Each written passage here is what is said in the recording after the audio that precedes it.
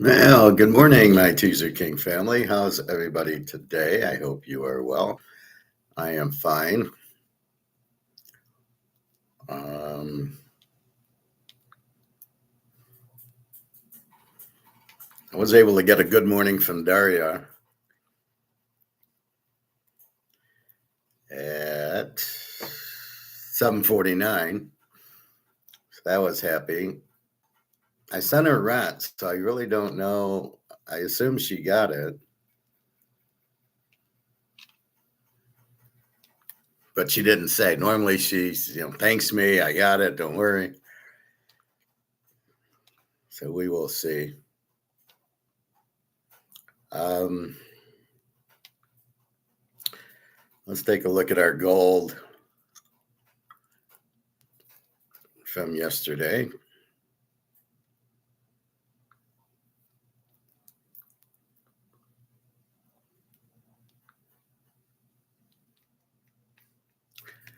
So our gold ends at 4104. So it does go under, 10 o'clock, it goes under, but then after that, it really sits about 4110 and ends at 4104 and silver 59.70. Again, these are paper prices, these are options, these aren't real physical prices. It's all, I don't know why it would go from 4114 to 4104. I don't know why it's in the 41s. It should be much, much higher, as we know. And it's going to get there very soon. And as I said in my title, we're waiting. We're waiting for reality. Well, I always put this as my Titanic. We know the Titanic is going to sink, and then everybody, when's it going to sink? I don't know, but I know it's going to sink because the water's coming in. And I know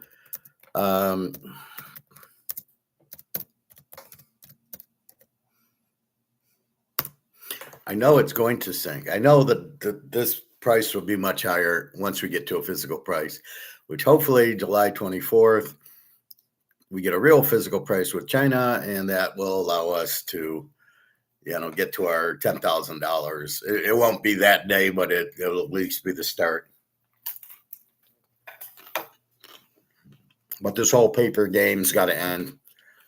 And the biggest thing is, why is the U.S. pricing gold when China and BRICS and Russia have it all? Right? No, we're going to price it. You don't have any gold. Why the fuck would you price it? So that goes back to Bretton Woods, where we had the gold and everything was off the dollar. Okay, then it made sense. We were pricing it. We had the gold. We don't have any gold now. Why are we pricing it? China's got 80,000 tons, or probably 90,000 by now. They should be the ones pricing it. Or better yet, it should just be a free market price, not anybody pricing it. It should just be, I got gold. What will you give it to me for? Fine, I'll take it. Like I said, this is like my favorite thing now. The demand's up here. People will pay 10,000 for it, and you're keeping it at 4,000. The only product in the world, in the history of the world, where the demand is up here and the price is down here. Everything else is, Coke is $3 a 2 liter. No, we're not going to pay. Steaks are $20. Now we're not going to pay. Chinese food, whatever it is, Lucky Charms, all the cereals, all the pops, all the chocolates, they're all up here and we're down here. This is the only item that will pay more, but you're keeping the price down. Let me get my coffee. This is just, it's purely insane.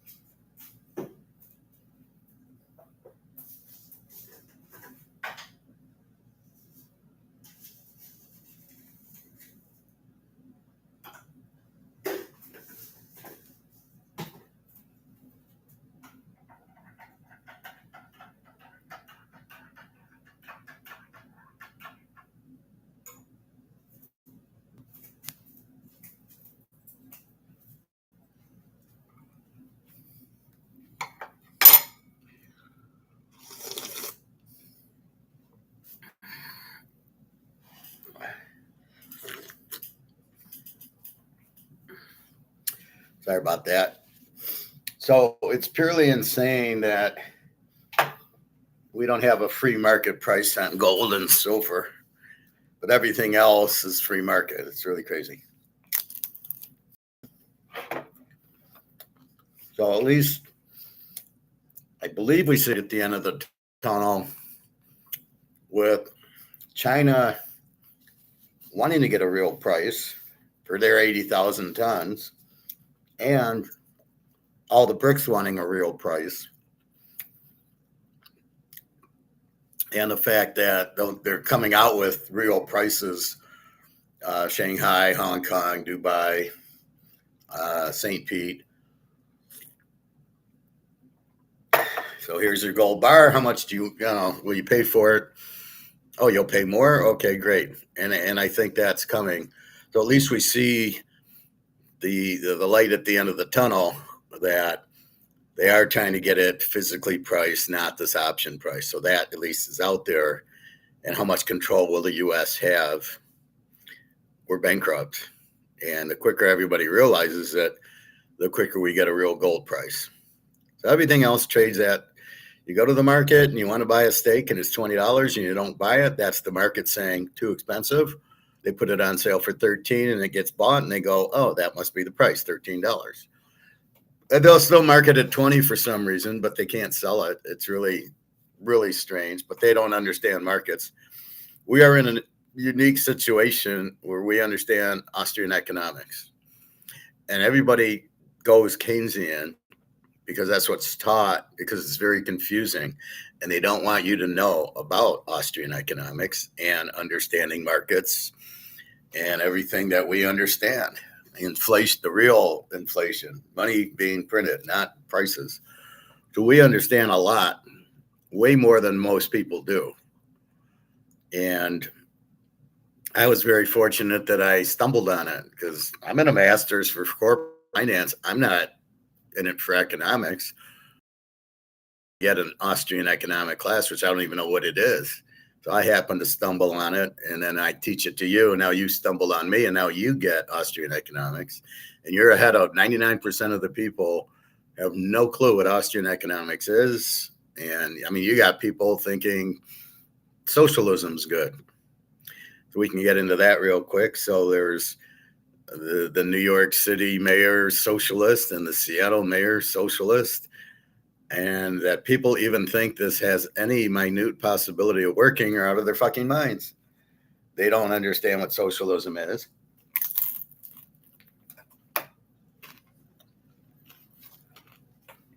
They're basically blinded by, oh, I can get free groceries. How are you going to get free groceries when the rest of the civilized world pays for groceries? Well, he's going to make a grocery store that'll be free. And how many items are you going to have on your shelves? Oh, yeah, none. You still have to pay the vendors to bring in the Oreo cookies and the Lucky Charms and the milk and the bread and the tuna. And if you're not going to pay them, they're not going to deliver it. You're going to have empty shelves. So this whole thought process of this free grocery store, and you got 39 grocery stores leaving, some of the mom and pops, some of the bigger ones going, I can't compete with this, and they just leave. And that's what happens in a free market. You go to where it's beneficial for you, right? If you're selling avocados and there's 15 grocery stores selling avocados, you might go to a different section or a different city where nobody's selling avocados. You go, oh, this is great. I can sell them there.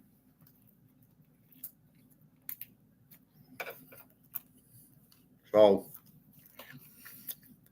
there's a new one where Fisher Investments is leaving Seattle. Let's take a look at that one. Then we get to baseball.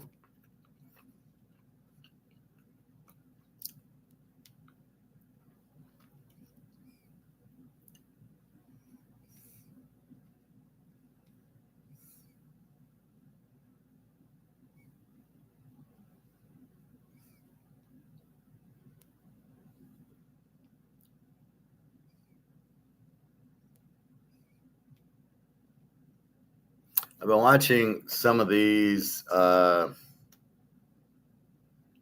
baseball card, the guys going to garage sales and stuff like that. Let's see.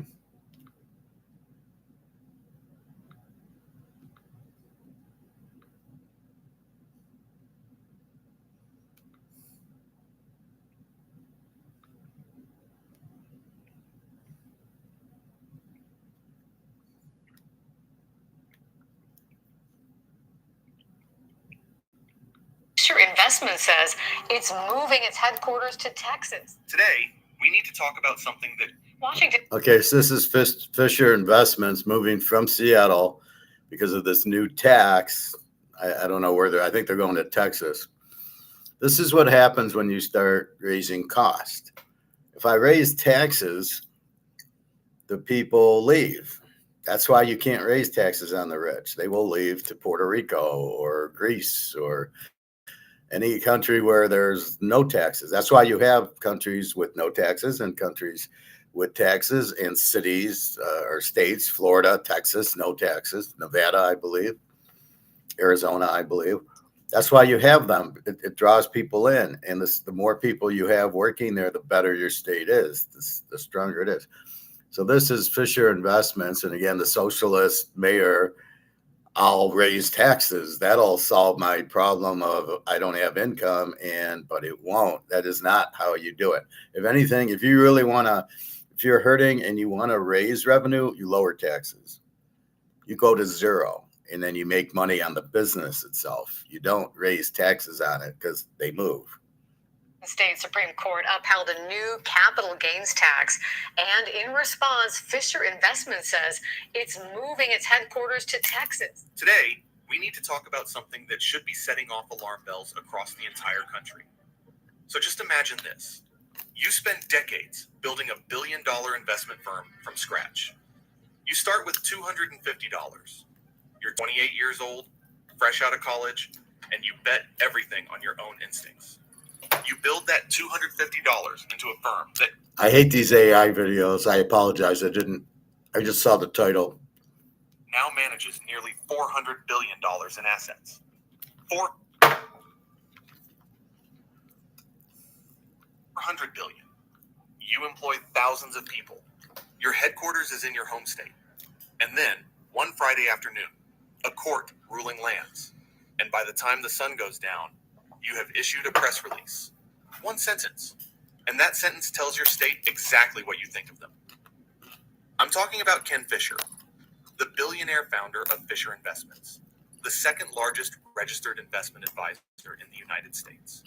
And the one-sentence press release he dropped the moment Washington State's Supreme Court ruled against him is one of the most devastating business departures in this state's modern history. But here's the part nobody is connecting. This didn't happen in isolation. This happened in a state where the mayor of its largest city just stood in front of a crowd, laughed out loud, waved, and said bye to the people packing up and leaving. If, the ones that leave, bye. By the end of this video, you're going to understand exactly who Ken Fisher is, what that one-sentence press release actually means, and why the mayor's wave might be the single most expensive laugh in Seattle's history.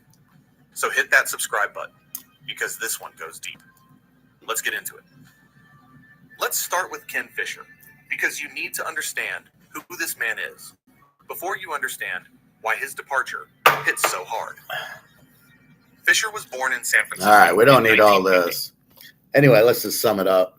So basically, the socialists are like, bye, you don't want to be here, see you later.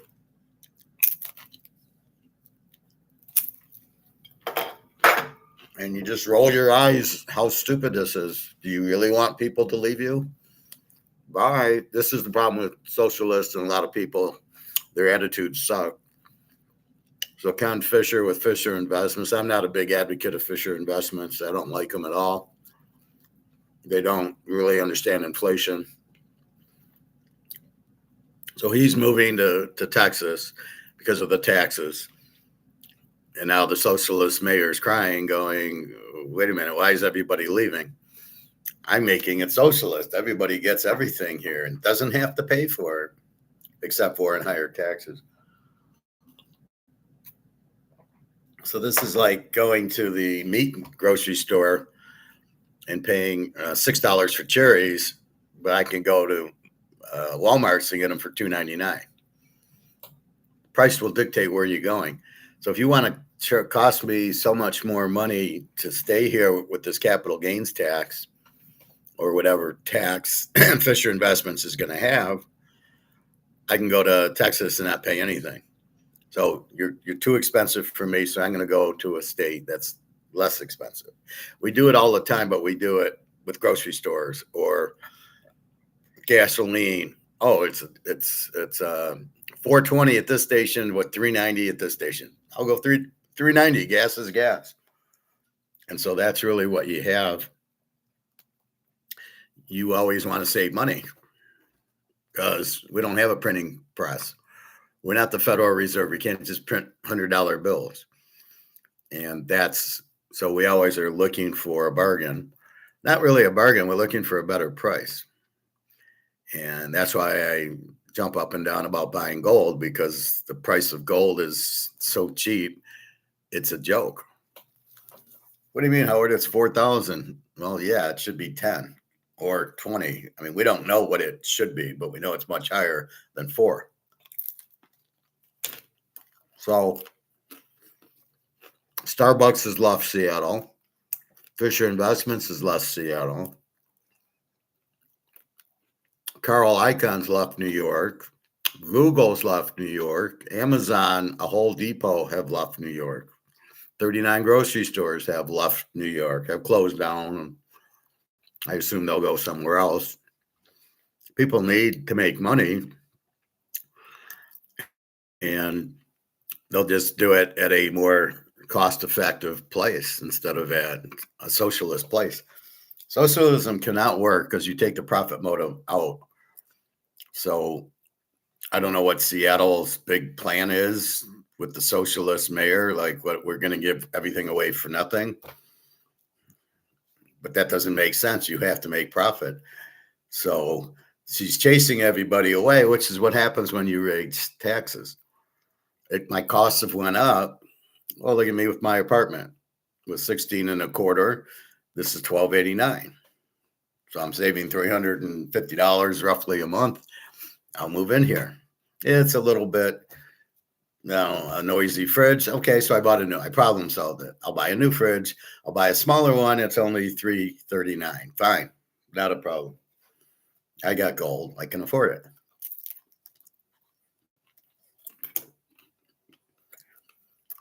And that's basically what you do. You find very similar things. In an apartment, I got 2 bedrooms.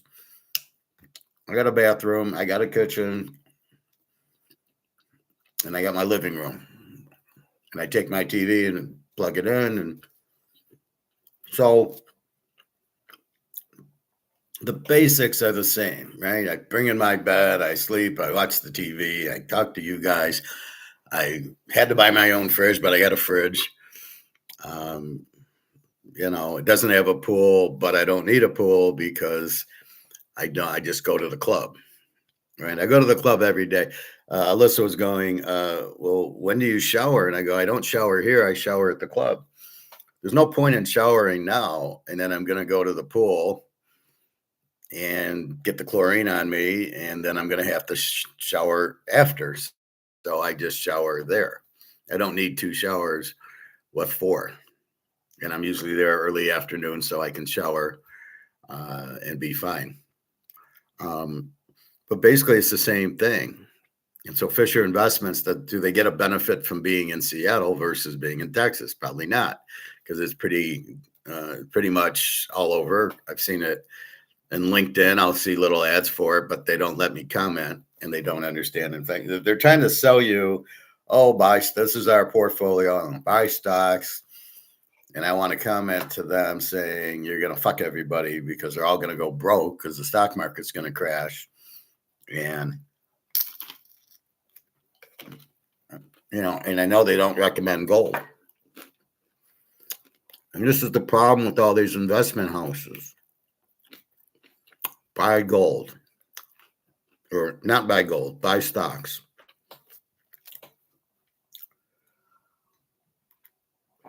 Remember our best movie, Attack on Wall Street. And he goes to his financial advisor with $60,000 because he was in the Army, and that was his pension. And the guy never told him about gold, had him in a real estate trust as the real estate market's crashing. That shows you how smart these idiots are. So had he went to somebody like me, who's just a financial person, he would have been in gold and he wouldn't have lost a penny. In fact, he would have doubled his money because gold was $200 or $300, maybe $400 an ounce in 2005. And by 2011, it was 100 and it had went up from 200 to like 700. So he would have more than doubled his money with no risk in the portfolio. But he listened and he got into real estate, which, when everybody starts recommending it, you're fucked. I would run from real estate now, and I would run from the stock market now. The government's printing money and putting it into the stocks, but they only put it in 3 or 4 stocks: Amazon, Apple, Microsoft, Tesla, and that's it. But all the other stocks are collapsing. So if you're in with your financial planner, you're getting fucked. But they don't care. They just want the commissions. But they'll never tell you to buy gold. And this is the problem, and people don't know it, and they get screwed. And that's the problem I have with Fisher Investments. And that's the problem you have with every investment company, is they're not talking gold because there's no commission in it. But somebody like me, who I have no, what's the saying? No dog in the fight. If you buy General Motors stock or not, I don't get commission. If you buy gold, I don't get commission. I don't get anything. It's all you. It's about you being sound financially and avoiding losing your ass holding dollars and being in the stock market. And you'll make so much more in gold. Gold's going down. Well, that's paper gold, which I've explained, and that's why it goes down. The banks are pushing the price down, but it's going to break. And I tell you about BRICS, and I tell you about China, and I tell you that, and you go, oh yeah, I guess it will go up. And I can't go bust because you can't print it. So there's only a limited amount of gold, and everybody's buying it, and the U.S. government's trying to push it down, and that's why you see it. The gold's not crashing. The gold is never about that. It's not about profit taking. It's not about selling. It's about J.P. Morgan and the boys selling options to lower their price. That's what it's about. And that's not a crash. That's not anybody selling. It's J.P. Morgan shorting it. So once we understand that, we're fine. But you can't lose in gold. And eventually, very soon, we'll get to a physical price, which is based on 200,000 tons, not 4 million tons of gold. It's 75 million tons of silver versus 1 million tons of actual silver. That shows you where the real value of silver is.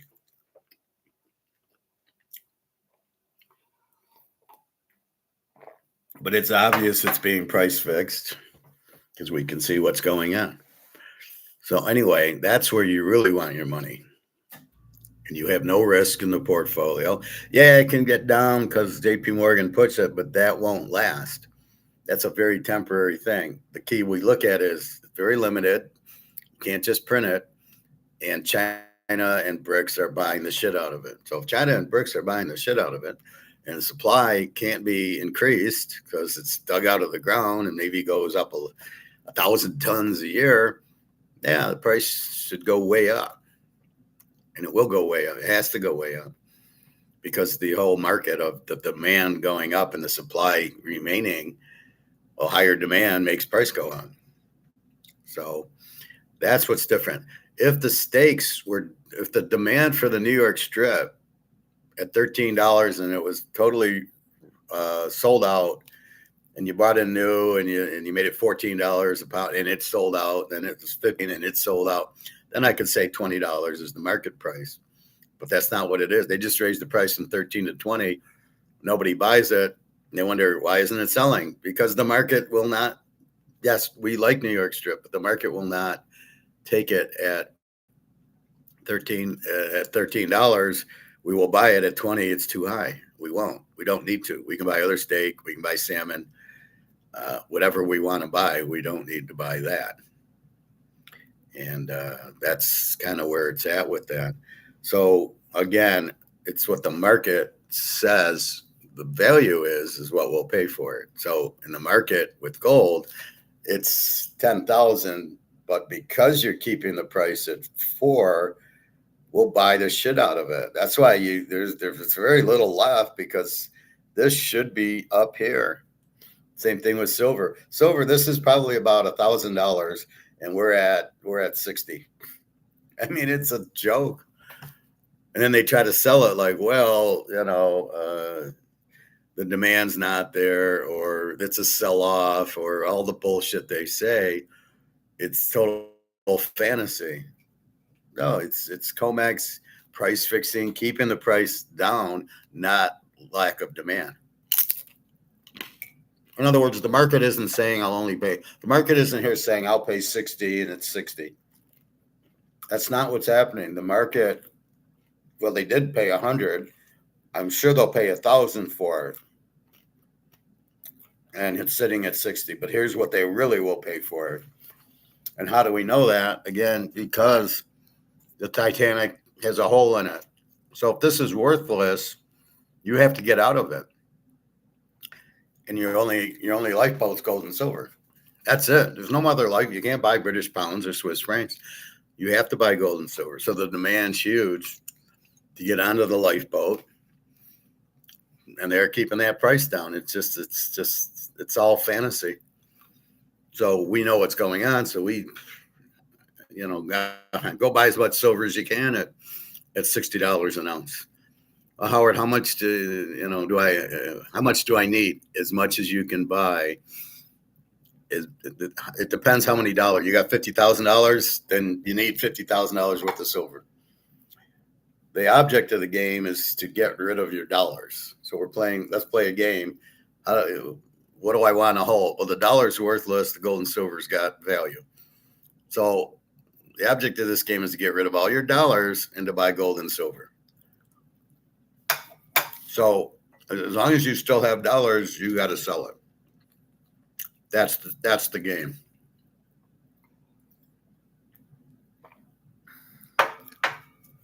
And as long as there's demand and a very low supply, price should go through the roof if you let it. And I don't know how long the Fed will keep the gold price down. I don't know why. I assume they want to buy it, but I don't know. Maybe the U.S. wants to, they woke up not at 1,500 when we were buying it. No. Let's wait till it's 4,500. Then we'll start buying it.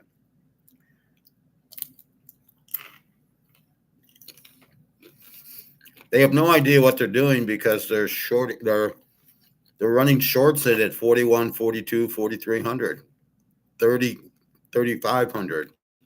They're shorting the price. What a bunch of morons.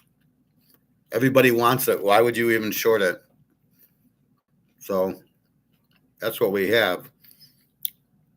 And these tricky little margin calls to get people off of their price. I was watching Andy Shackman for about 5 minutes. That's about all I can stomach with him. And he does it. He does an option where he's, putting it in at such a price to kind of defend. If the price drops, he's okay. What an idiot. Totally doesn't understand physical gold and silver. Sorry, but I'm hungry.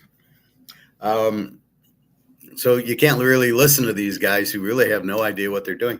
Why would you buy options at all? I mean, you buy, the stores don't get it. They're like, well, I got to sell to pay my employees and pay rent and everything. And I'm like, no, Not with gold and physical gold and silver. You're not trying to sell. You're trying to get and put it in your safe. You're really not trying to sell. You're not really, as a store, you don't know what you're doing. You want to buy it and hold it. You really don't want to sell it. Well, how do I pay my employees? Well, obviously your jewelry doesn't sell. You're too expensive on your jewelry. You're not selling it. So you got a problem. You're a buy only store because you don't want to be selling gold and then, oh, I lost money because I bought it at 5,000 when it was 5. Now it's 4,100 and I'm losing money. So I'm only going to give 92% on Cougarans and Maple Leafs. And you're like, dude, you need inventory. But they're losing money because they have no clue. And I've told them, I've warned them, hey, you don't know what you're doing. My concern was, are you still going to take dollars for gold and silver? Because the dollar really isn't worth anything. He said, oh, yeah. We need to keep the lights on and pay the rent. And I'm like, great, thank you. That's all I care about. You'll still take my monopoly money to buy it. So getting to overall investments, things that are in dollars, they're kind of camouflaged, but they're still in dollars. Your stocks, your bonds, your real estate trust, even like things like that, your options are really in dollars, right? You haven't gotten out of dollars because you bought Apple stock.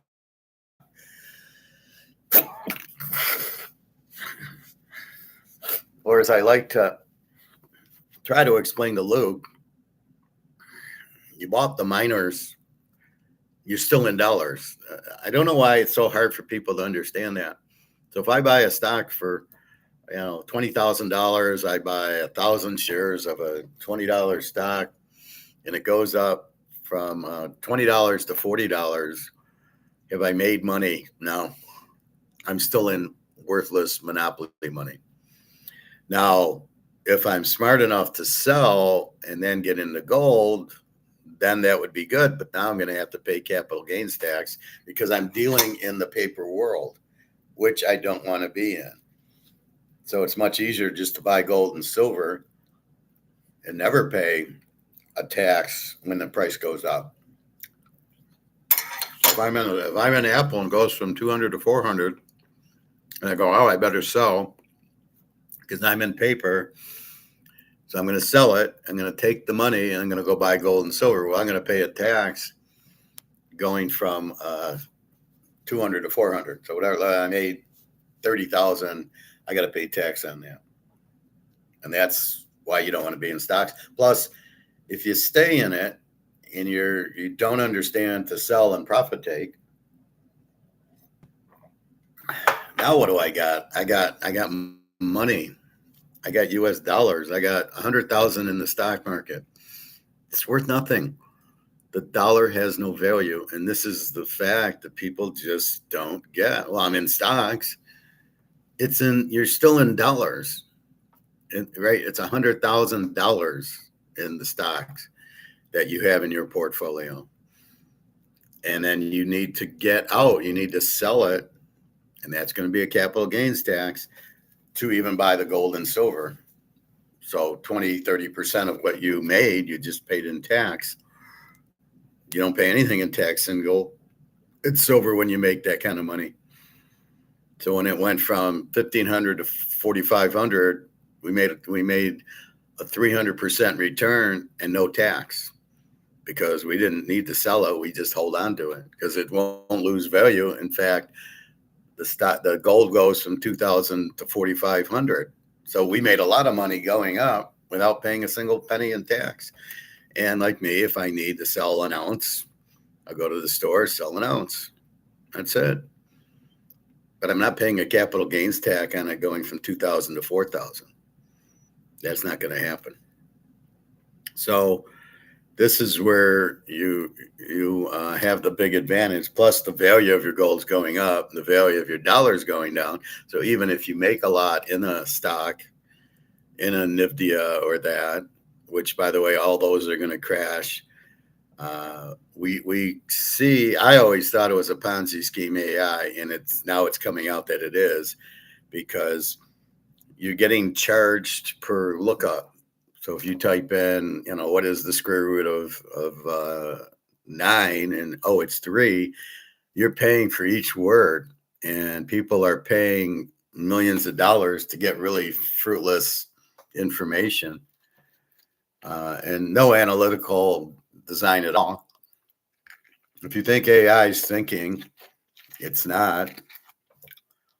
An AI charges you per word. So your cost for AI is huge. So, I thought I could fire all my employees and AI would think and be my financial analyst and do my budget for me. Yeah, that's fantasy land. And it's going to be a lot more expensive. Well, but he doesn't take vacation or lunch breaks. Yeah, but he charges you per word, and it's a very, very expensive. But they didn't tell me that, and that's your problem with AI. It's a Ponzi scheme. So the stocks are going to go way down. So anybody in Nvidia or whatever, it's going to crash. All the Skylink, that new one by the moron, what's his name? Elon, the Anvil Musk, the Starlink, 160, it's down to what, 50 or 60 now? That's not going to be valuable because it's related on AI. You don't need AI. You don't want AI. So they kind of sold you a bill of goods that AI, that's the greatest thing since sliced bread. What's it do? Well, I don't really know. What's it cost me? Well, I don't know. So then you figure out your value and you're going, fuck, this is costing me an arm and a leg, and I can't lay off any employees. So you're really in trouble. I don't know who this is. So anyway, this is the problem. When you're sold a bill of goods and they promote it, AI is the greatest thing since a toaster. And then you buy it and then you realize it burns the toast. Yeah, I don't think so. Like I said, if I have Excel, I don't need AI. I use Excel for my Teaser King data. I go and I pull it from Yahoo and I bring in the stats, and then I do all my little formulas, and I bring in, Joe Montana, he's on the Niners. This is how many touchdowns and interceptions he's got, how many times he was sacked, the team rushing and passing totals, and their defense. Oh, okay, I got everything. I'll analyze it. Thank you. I don't want AI analyzing it. You'll never learn.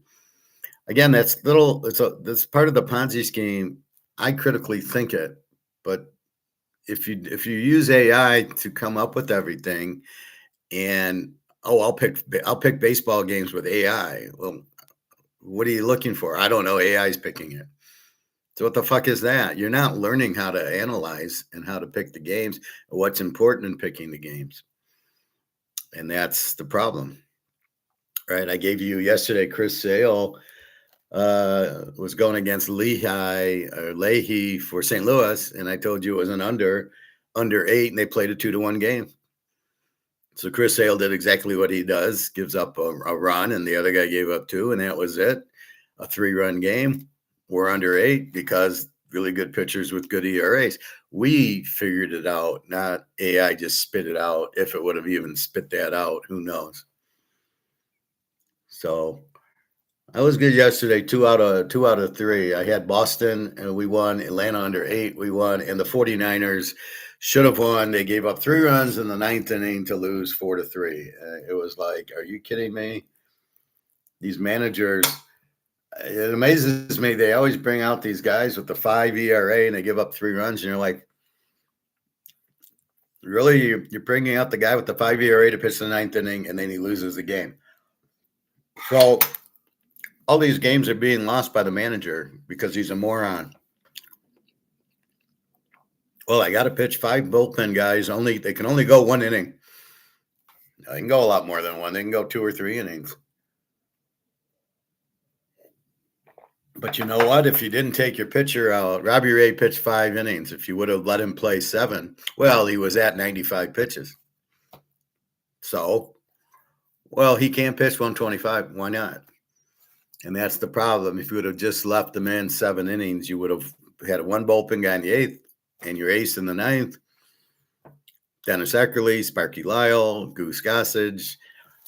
You go with them, and that's it. And then you win because they pitch 1 inning and shut you out. Mariano Rivera pitched the 9th inning. You're done. Goodbye. And that's it. But now he would have pitched the 8th inning, and you wouldn't have pitched him in the 9th, or you'd have pitched him for 2 innings because you're taking your starter out too early. Well, he can't go 3 times through the lineup. Why not? I don't know, but it's just, he's pitched 98 pitches. We got to take him out. Why? I don't really know, but we can only go 100. Why? I don't really know. Stop asking me hard questions. Analytics tells me that if he pitches more than 90 pitches, he could get hurt. Oh, really? Okay. We'll see about that. So this is the bullshit you got with all this AI type of crap, analytics. Nobody understands why. Nobody understands why AI is any good or why anybody in their right mind would use it. Well, it'll collect data for me. Oh, that's what I got Google for. And if I got a general ledger, if I'm at work, I pull the general ledger and I get my data, pulling SAP and then dropping it into Excel, and I get all the data I need. What the fuck you talking about? So people aren't asking the right question. What does it do that I don't have now? And I'm going to lay off all my employees. Really? You think you can do that and run your business? Good luck. It's just amazing how stupid people are. And these are the people running these businesses into the ground. All these using analytics or using Keynesian or whatever the fuck these people are, they're idiots. They don't know what they're doing. So it's hard for me because when they see I'm Austrian, they get scared, I assume. So I can't get hired because I'm smarter than them. I don't know. It's pathetic. All right. So we wanted to talk that. So that's why these people are leaving New York and Seattle is the cost. You're raising cost. So I got to pay $20 for the steak. I'll go somewhere else and pay $13. That's normal, right? And the reason I go to the meat store is because it's the same price as it is at Meijer's and Kroger's. It's the same $20. There's no difference, but I wait for a sale at the thing. But I can get hamburger for $5.99 at the meat store. That's fresh, and I can pick it. I like when I go to pick the steak. Yeah, I'm going to take this steak. Yeah, it looks nice and red. I'm going to take that one. And I hate at Kroger's or Meijer's when you can't choose your steak and it's already packed. You get home and there's all this fat on the bottom side and you're like, fuck that. So that's why you much prefer choosing your own meat. And again, if there's no difference at one store to the other, then that's why I go there. But I don't buy, let's say my Ken salad dressing. Now they sell it at the meat store for like $4.50, and I can go to Meijer's and get it for $3.50. Well, why pay $1 for French dressing when it's the same Ken's, and I can go to the other store and pay $1 less? Why would I pay $1 more for it? And there you go. It's a salad dressing. They don't make it. There's nothing there. So that's where the meat store is kind of screwed up. I guess they figure, well, you're here, you'll buy it anyway. And no, the Meijer's is 2 miles away. This is 6 miles, not 8 miles. So I think I can drive 2 miles and get my thing. And, to save $25. Yeah.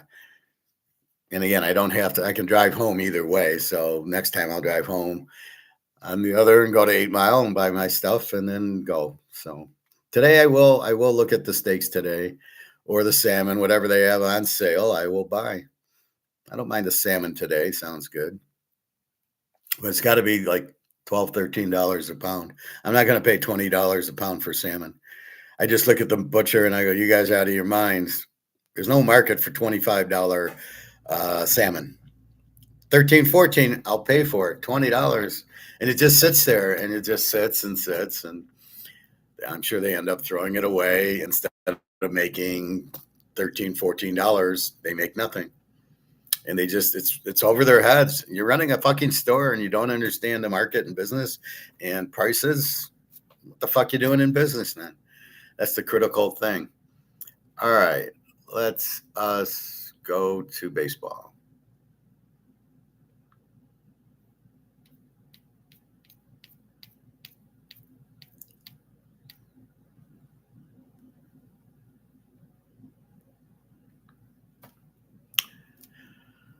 All right, we start with Detroit 10, Philly 2.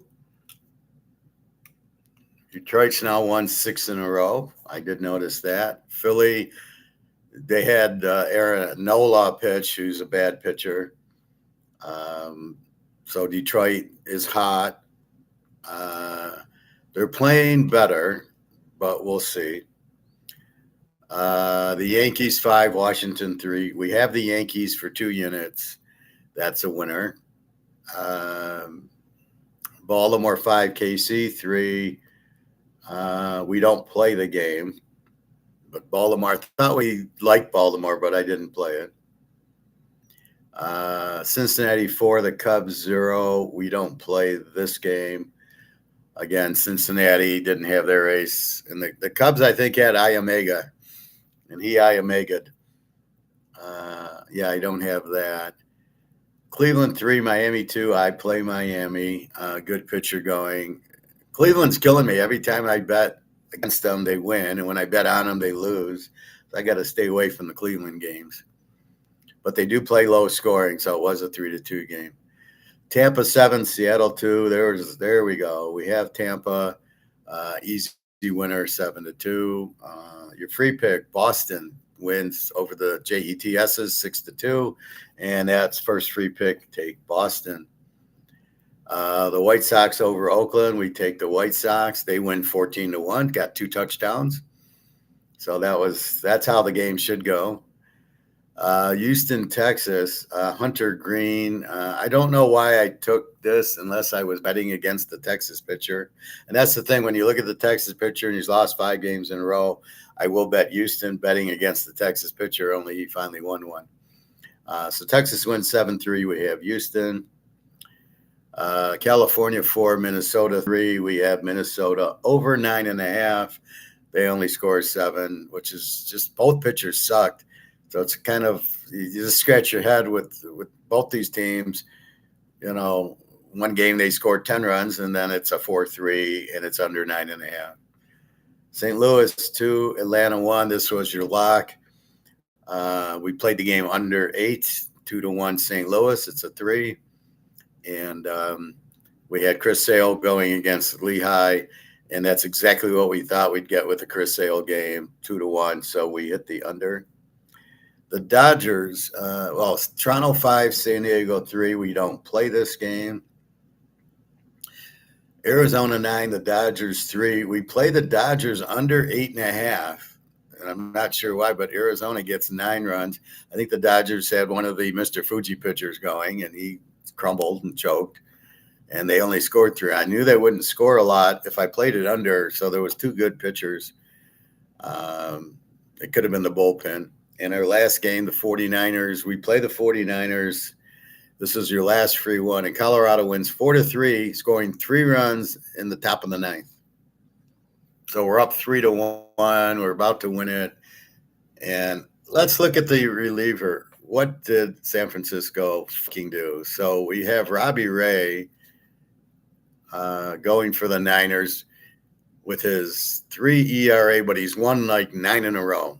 And the Colorado pitcher has lost like 9 in a row. So that's why it was given. Robbie Ray goes 5 innings because he had 100 pitches in 5 innings. Why are you pulling him? he gave up 4 hits and 1 run, 6 walks. So that's what got him, was 6 walks and 4 strikeouts. Then they go to a shutout for 1 inning with a 3-5 pitcher, a shutout with a 2/3 of an inning with a 3 pitcher. Then the pitcher with 1 1/3 with a 2 ERA shuts out. And then we get to the 9th inning, and they bring in Killian with a 4.74 ERA. He gives up 3 runs on 3 hits and a walk, 4.74, and we lose the fucking game. Why is he not pitching Hentges with a 2.04 ERA in the 9th inning? So it just blows your mind. Hentges struck out 3 guys. Hentges pitched 21 pitches. And then Caleb Killian, 21 pitches and gives up 3 runs on 3 hits. What are you doing? Can we fire the manager yet? Another fucking idiot? Are you managing to win the game or what? So he gives up 3 runs with his 4.7. Let's save the 4.74 ERA pitcher till the 9th inning. Why didn't you pitch him in the 6th inning? Smith came in 1 run.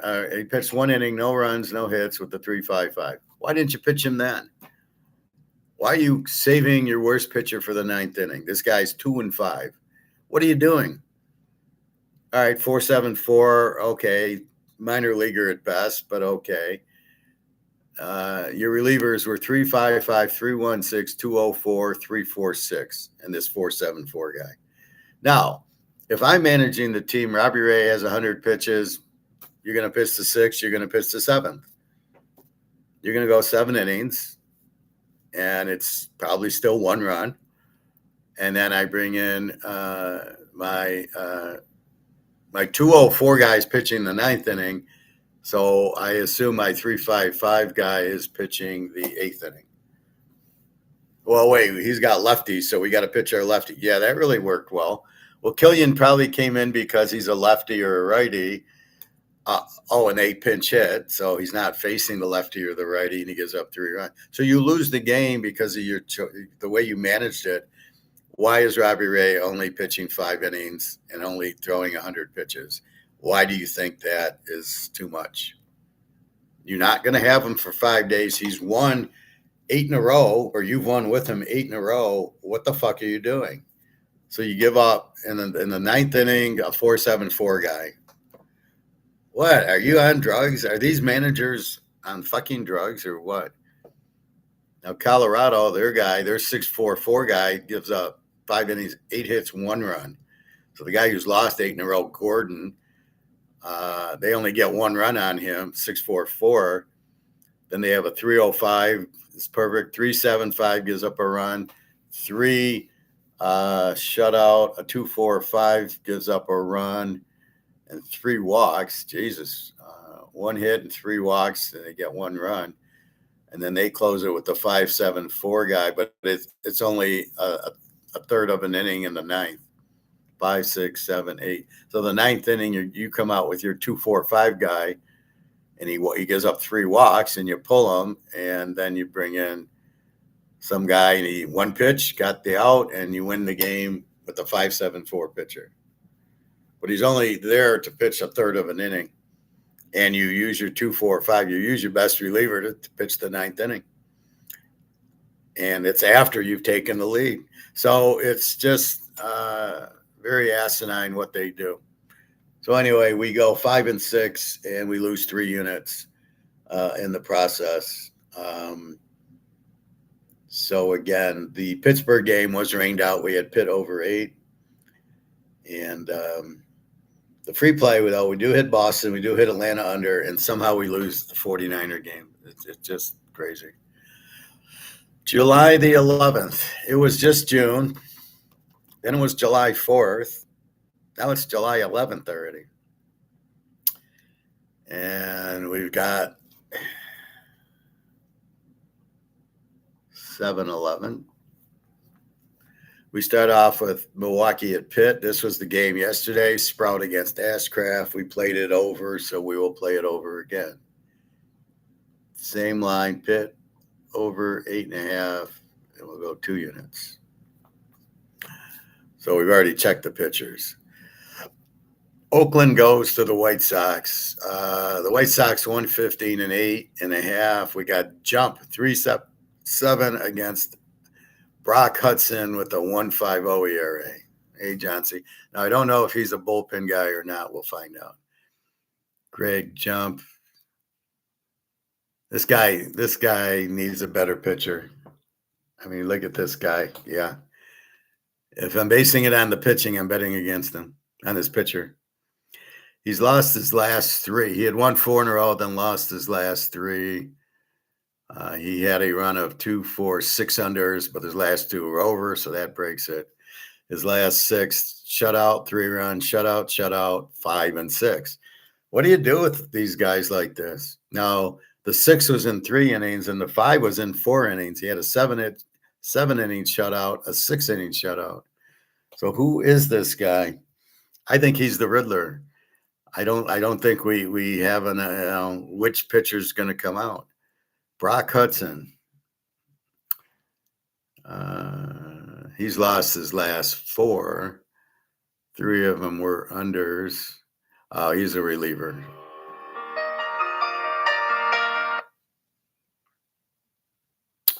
I'm getting these funny phone calls, but they're not coming up as spam. But I assume they are. They're not leaving messages. So Brock being a reliever, we can't play jump because we don't know how the relievers are going to go. And it's always the reliever pitches the first inning because these are professional pitchers and they can't start a game. They have to come in the second inning so they don't have to face the first 3, 4 hitters because they can't get them out. You're a professional pitcher? Yeah, you need to go take up fishing or golf or something. You're not a professional pitcher. So that's a no play because we don't know what the reliever. It's a reliever game. It's All-Star weekend, really. I thought there's games. All-Star is next week, I think, isn't it? And then do we really care? I mean, the only way I'd turn it on is to see Mizorowski pitch. So can we bet it? I would bet the National League. You have Mizorowski, Scanes, Burns from Cincinnati, Chris Sale from Atlanta. And I think there's a couple others. And nobody will hit them, especially in an all-star game. All right. See, it used to be good. You would see Nolan Ryan against Willie Mays or Sandy Koufax against Mickey Mantle. Now you got nobody. All right. California and Minnesota. This was an under yesterday. Minnesota 166 and 9. R. Johnson 548 for California, and Joe Ryan, he's their ace, 286 for Minnesota. And Ryan Johnson 2, 4, 5, 7. He's 1-7 his last 8. Couple overs, couple unders. 2 innings, 3 runs, 2 innings, 5 runs, 5 innings, 5 runs, 6 innings shutout, 5 innings, 3 runs, 4 innings, 5 runs. The 2 innings were mid-30s, and then he's pitched 90 pitches. And that's a big adjustment to go from bullpen to that. So I don't know. One of the games was against the Dodgers. I don't know that it was a bullpen game. They lost 10-1. He goes 2 innings, gives up 3 runs on 3 hits, pitches 35 pitches. So that might have been a regular start. So this guy, he's going to give up a lot of runs. I mean, this game could go over, but then it's Joe Ryan. So he's their ace.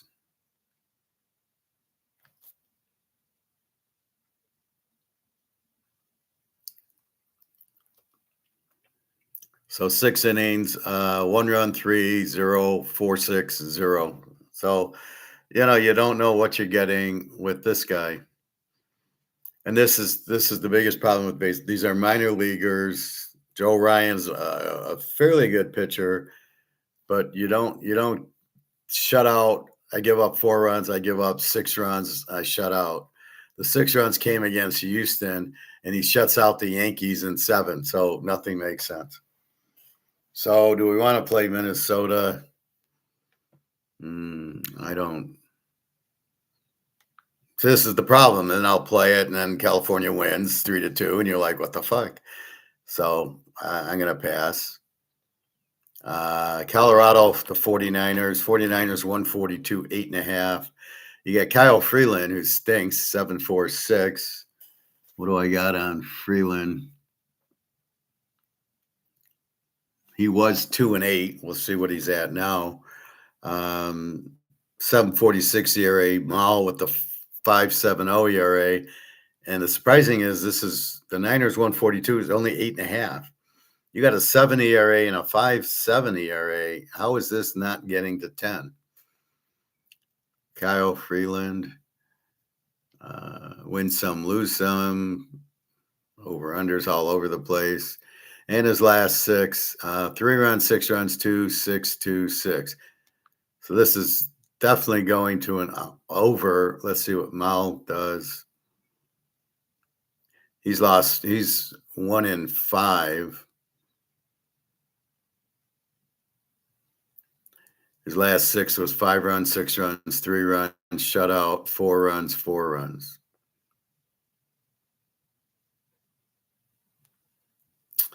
All right, so we'll make this a free play. Let's go over. San Fran over 8.5. We'll keep it at 2 units. But if this doesn't hit 10 runs, I'll be stunned. And these pitchers will go 5 innings, which is plenty enough time for us to get 10 runs. See, this doesn't make sense with these ERAs, and these pitchers suck, and yet the total is 8.5. It doesn't make any sense. Milwaukee Pitt game 2. Now, I hate game 2s because you don't know what happened in game 1. You don't know the lineup you're getting. You don't know how many relievers they pitched, and they won't pitch in this. So if they go with their stud relievers in the first game, they're going to go with their pigs in the second, and then it's probably going to be an over. Shane Drone for Milwaukee and B. Chandler for Pitt. So I'm going to, if it was Scanes, I might take Pitt, but let's leave that alone. The Yankees in Washington. Good game here. Yankees minus 188.9. We got Steve Schittler, 201 against P. Pollen, 208. If these are real, well, we know Schittler's real, then this is a good under. This will be our Chris Sale game today. He's 4-2 his last 6. I'm talking about Schittler. Not all unders. In his last 6, he gave up 5 innings, 1 run, 6 innings, 1 run, 6 innings shutout. And then he had trouble, 5 innings, 4 runs, 4 innings, 6 runs, and then 8 innings, 1 run. So who did he get fucked by? Boston and Detroit roughed him up. And then Tampa, he wins 5-1. And most of his games are unders. Washington, Patrick Pouland from the Capitals. He's now playing baseball instead of hockey.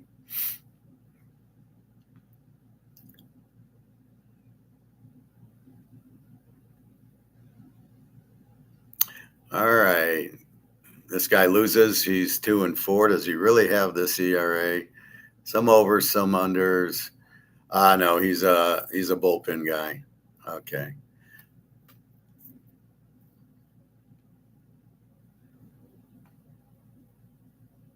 So we got the bullpen going for Washington. So I was going to go under in the game, a 2-0 against a 2-0, but the Washington guy's false, like false face. He is not a 2-0. He's a 1 inning 208 guy. So he's a deceiver.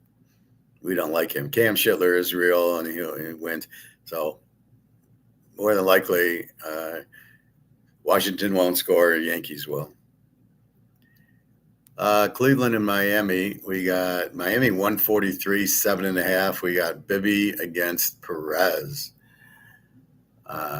Every time I play the Cleveland game, I get fucked. So I doubt I'm going to play it unless I see something here.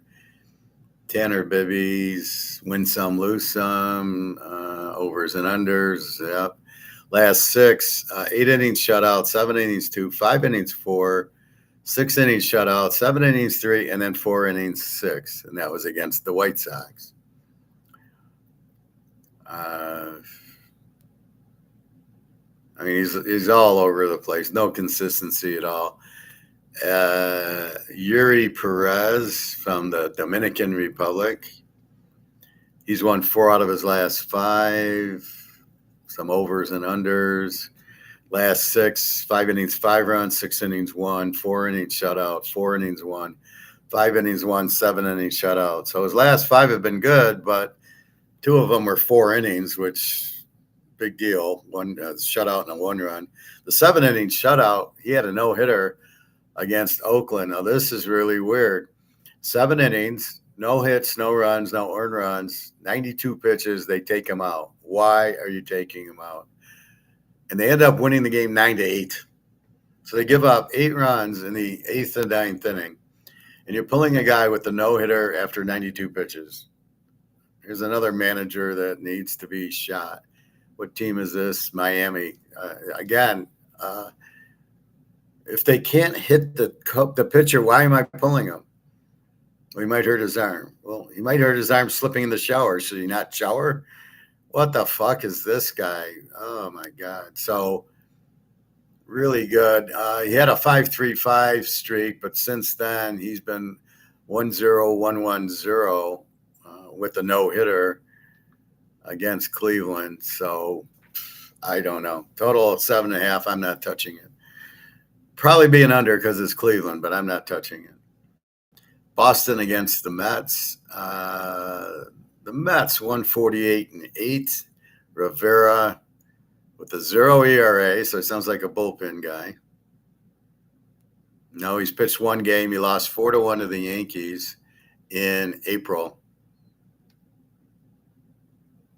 So I don't know how it says he's got a 0 ERA when he pitched 3 innings and gave up 1 hit. 3 innings, whip-de-doo. No data on Rivera. Peralta, I think he stinks. Also from the Dominican Republic. What is it with the Dominican and Republic and Japan? Do they think these are good players there?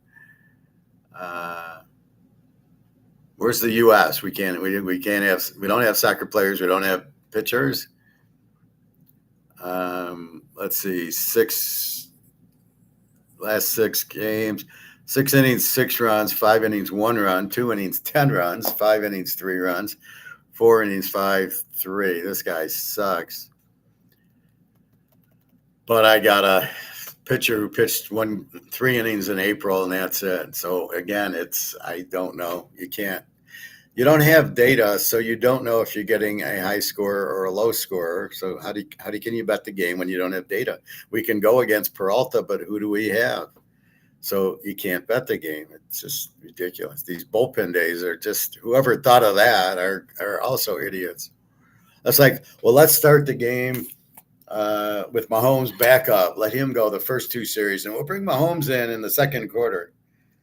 And you're down 21-0 because the guy threw 3 interceptions.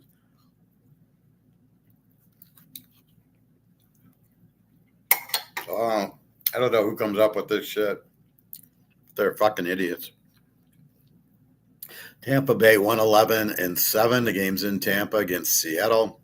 Logan Gilbert 3-2-0 against Jax with the 2.89. It's a hard game to go under 7 with.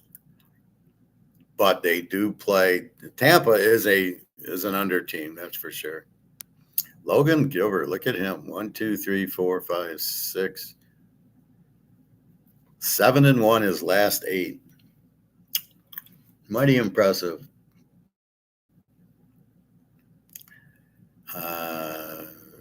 Some over, some under. 5 innings, 3 runs, 6 innings, 1 run, 7 innings, 1 run, 6 innings, 1 run, 7 innings, 4, and then 7 innings, 1. So his worst has been a 4 run against Cleveland, 4-3, and that stayed under. He shuts out Boston, Baltimore, the Mets. Oakland 9-1, 2-0 against KC. So he's a rough pitcher. And against Jackson, Tampa.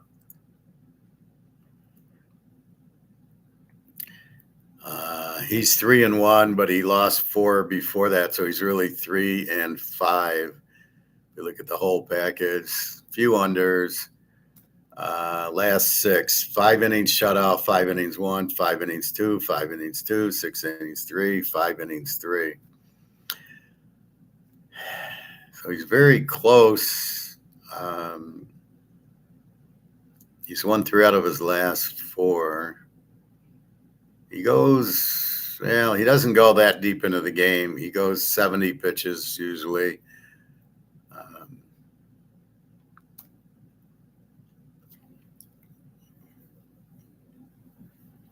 So this could be an under, but I really am doubting the 7. I'd have a hard time to go under 7. All right, so I'm going to do this.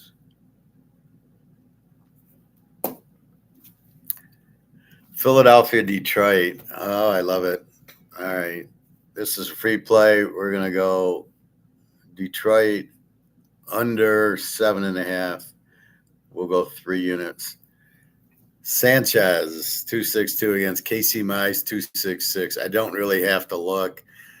Philly's a 136 favorite, 7.5. We'll go under 7.5. That's 3 units. He might no-hit Detroit today. They really are bad. He's into his last 8. The only reason they're not unders, they won 15-3, 10-5, 8-0, and 15-1. So if they're not, Philly just hits the fuck out of the ball. Last 6, 7 innings, 2 runs, 5 innings, 4, 6 innings, 1, 5 innings, 5, 7 innings shutout, 3 innings, 9. That was to KC. They lost 15-1. Yeah, he was 0, 0, 0, 1, 2, a 4, a 1, a 5, a 0, and a 9. So after the 9, look for him to be on fire. Casey Mize a good pitcher. He was hurt, but he's a good under pitcher. He's won his last 2. Well, he missed a few starts. So June 17th, the last 4, he's 2-2, and 3 runs, 4 runs, shutout, 2 runs. So he doesn't give up a lot of runs. Philly, I'm sure, will score because he's a righty, and Bryce Harper will hit him. Do I think Sanchez wins? I think so. Detroit's won 6 in a row, but you haven't faced Sanchez. And he pitched the 9. He will be on fire today, Sanchez. He will. They're not going to hit him, because when a guy like Sanchez, is shut out, I give up 1 or 2. Then I give up 9 to Kansas City of all teams. Yeah, he comes back pretty pissed. Now, we don't know if that was a fixed game. He gave up 9 runs in a couple innings or not, but I guarantee you he will not give up much today. So Detroit's going to just sit there and go, we can't hit this guy. So this is the test of Detroit, is going against Sanchez. Now you beat him 10-0, okay, but you're not going to get 10 hits. And they'll try to hit a bunch of foul balls and run the pitch count up. But we like this game under. Again, 2 good pitchers. Mize is a good pitcher, 266, and Sanchez. So 7.5. No way, no how. KC, Baltimore. Baltimore 147-9. Cameron 481 against Bradish 378. Let's take a look. So that's your second free play. So we gave you the 49ers over, and now we're going the Phillies under 7.5. Bon appetit, everybody. And buy steak for dinner tonight. It's Friday night. We need a nice meal. I usually don't go out Saturday night. I usually cook my steaks or salmon or whatever I get from the grocery store. and I'll more than likely eat out Sunday. Cameron, win some, lose some. 1, 2, 3, 4, 5, 6 overs. Do I have Cameron 6 overs?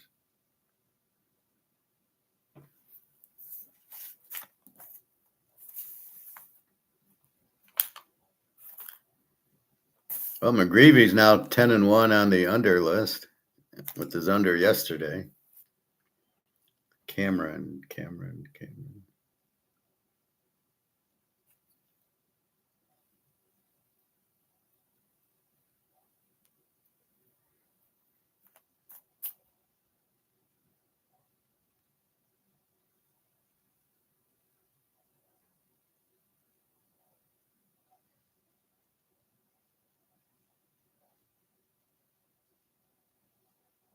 There's Cameron.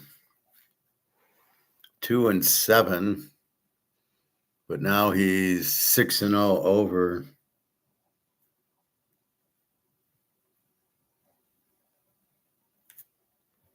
So he was 2-7, but now he's 3-3 his last 6, so that goes away.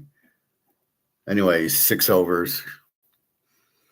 And his last 6 games have been 1 run, 4 runs, 4 runs, 5 runs, 6 runs, and 1 run. So even in 5 innings, giving up 1, they end up beating Philly 15-1. Jesus Christ.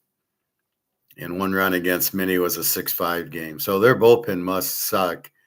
Who is this? Kansas City. Baltimore with Bradish.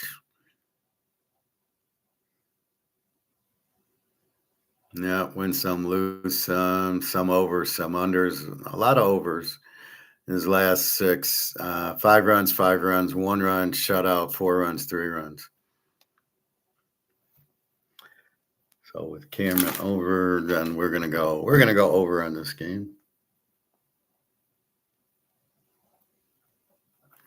So I wonder why I make these picks, right? And then tomorrow I look at the scores.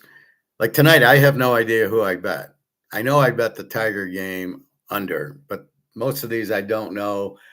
Like the 49ers over 8.5. I won't really remember that that's my free play. I might, but like this game going over, I won't know. I'll see the score and I'm like, did I win? Did I take Baltimore? Who did I take?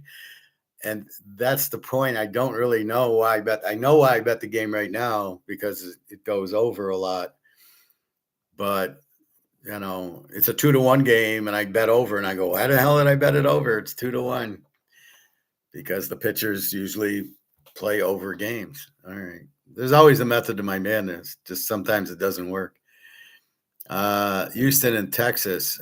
Texas 110, 8.5. We got Jack Lambert for Houston, 3.26 against K. Rocker with the 4.44 for Texas. And let's open the curtain, and it's Peter Lambert. I'm going to call him Jack. We all understand who Jack Lambert is. Peter, I have no idea. Win some, lose some. His last 6 has been 1 run, 2 runs, 1 run, 2 runs, 4-0. This guy's a pretty good under. And Rocker, the Kumar from the U.S. He's from parts unknown. He went to Vanderbilt, but it doesn't have his birthplace is Georgia, and he went to Vanderbilt.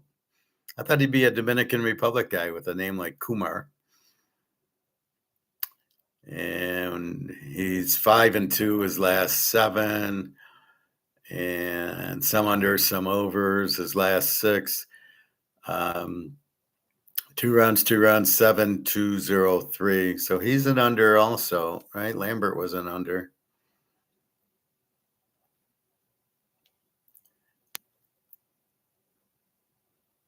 Yeah, he doesn't give up a lot of runs. So neither really give up a lot of runs here. Even though Kumar's got a Rocker's got a 4.44 ERA. I'm not touching this because I don't know what I get from Texas and Houston. I never know. The Cubs and Cincinnati. Cincinnati 110-10.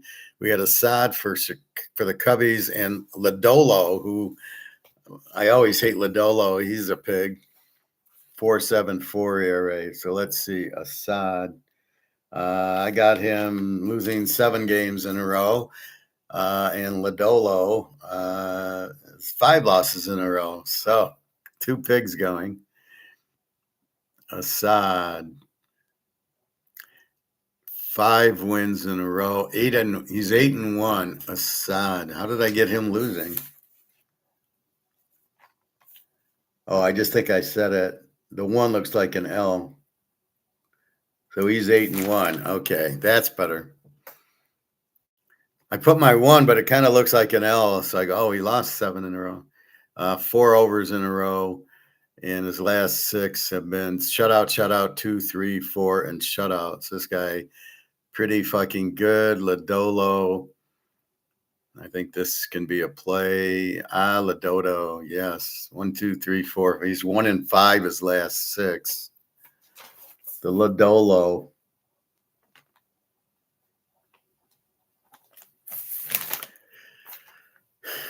Four unders out of 5, and his last 6 have been 4 runs, 2, 7, shutout, 1 run. So his last 3 have been pretty good, but they still lost. He shuts out Milwaukee. They lose 2-0. He shuts out Milwaukee again, and they lose 5-3. And again, he's only pitching 4 and 5 innings. Last game, 6 innings, 1 run, and he beat Baltimore 3-2.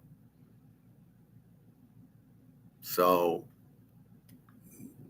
doesn't get it. Okay, we're going there. All right. Atlanta and St. Louis. We've got St. Louis 107.8. We got Lopez 318 against Libertari. Lopez for Atlanta from the Dominican Republic. They're either all from Dominican Republic or Japan. I never seen anything like it. He is 2-4 his last 6. Some over, some under his last 6.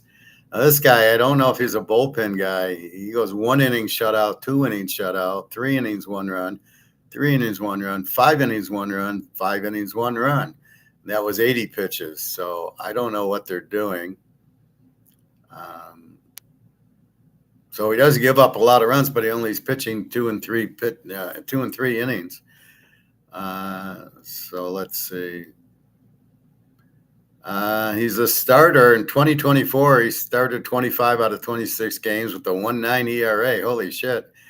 And then he went 1-1 last year with a 5.40 ERA. Got hurt, I guess. This year he's started 8 games out of 21 with a 3.18 ERA. So he's okay, but he is a starter. Libertari. Let's see. And he's 1-3 his last 4. A lot of overs. 1, 2, 3, 4, 5, 6. 3 runs, 4 runs, 7, 6, 1, 4. At least he's consistent. So Lopez, doesn't give up a lot of runs. Libertari does. I got to lay off. I don't know. St. Louis has that one all-star who got 2 home runs off of Nazarowski. So keep that in mind.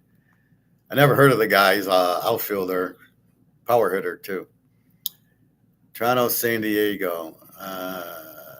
San Diego 107.8. We got Yashevitz 3.33 against Ferris Bueller 5.07, who's been pitching really good lately. Had a bad game, but his ERA is nowhere near 5.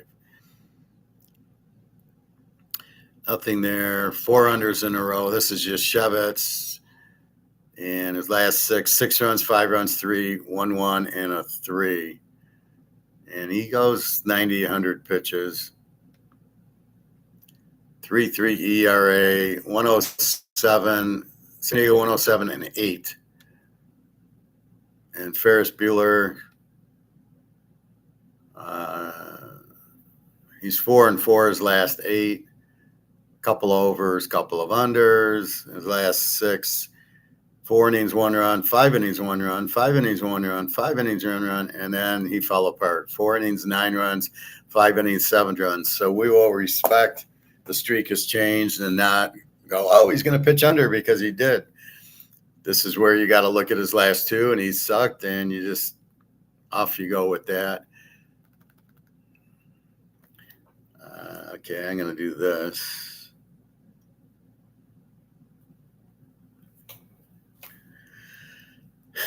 What do we do with the Dodgers? Arizona and the Dodgers. Dodgers 2-7-1-9. And I think we bet them the other day, and Shotani didn't pitch. So in the morning, we said we'll take the Dodgers with Shotani, but he didn't pitch. Or we might have played the game under. The Dodgers 271 with a 9. Fat with a 4 ERA against Yamamoto. Again, a Mr. Fuji guy throws a salt ball. Nothing there. No over-unders all over. Last 6. This guy's a bullpen guy, and then he started 5 innings, 1 run and a shutout. 72. So this guy's who the hell knows. Fat, I remember. He stinks from last year. Yamamoto from Bizen, Japan. They all got these really strange city names in Japan. He's 6-1 his last 7, some under, some over, and his last 6, 5 innings shutout, 8 innings, 1 run, 8 innings, 1 run, 6 innings, 3, 6 innings, 2, and a 7 inning shutout. He gave up 3 runs to Baltimore and lost 3-2. Otherwise, that was it. The last 2 games were San Diego. They killed him, and he beat Philly 9-1. So it's hard because, yeah, they're definitely going to win, but you're laying 271. I don't know. Anyway, I gave you 2 free plays. San Francisco over 8.5. And the game of the day is Casey Mize against Sanchez, Philly, Detroit, under 7.5, 3 units. That's the best play. You got 2 good pitchers. Casey Mize is a good pitcher, and we know how good Sanchez is.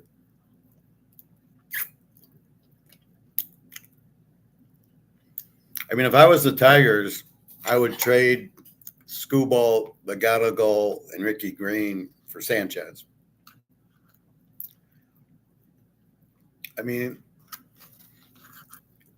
you're not winning with these clowns, and Skubal is a crybaby. You might as well get, either package him for Sanchez or just let Skubal walk and then try to pay Sanchez $35 million for 3 or 4 years. I'm trading Skubal for Mizorowski, Scanes, or Sanchez, or Burns on Cincinnati. One of those 4. That would be the only way I can trade Skubal. And then it shows Skubal really has no value because nobody wants him. Nobody in their right mind would trade Scanes, Mizorowski, Sanchez, or the guy on Cincinnati for Skubal, because they're all younger and they all want to win, and Skubal doesn't. Skubal's in it for the money. I would just let him go, and I wouldn't, maybe he'll fit in with Arizona or somewhere, or go to the White Sox. I don't know. I wouldn't pay him, especially a 10-year contract. I tell the agent to go fuck off. I'll give him 3 years if he plays, and I would put incentives in. All right, he's got to pitch 300 innings, and he's got to have 300 strikeouts, and he's got to win 15 games. He's got to pitch at least 8 innings 12 times or something. He's got to have incentives, because otherwise it's 5 innings and he cries and, oh, I can't pitch anymore. I pitched 5 innings. Yeah, well, go fuck off. All right. I've been watching a lot of these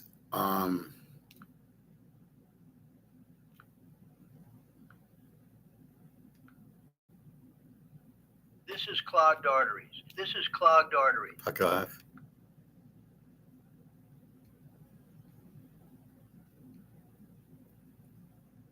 So I've been watching these baseball card ones.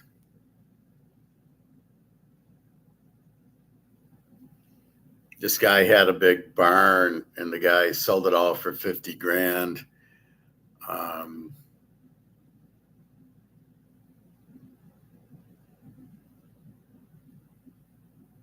And if you want to watch soccer, you can watch. Like I didn't stay home to watch the game yesterday, but I was curious, and you can watch this on YouTube, extended highlights for 14 minutes, and you see the whole game, and it gets to the point. And I think Spain won, I think 2-0. But you don't have to sit there and fall asleep watching it. It's so boring.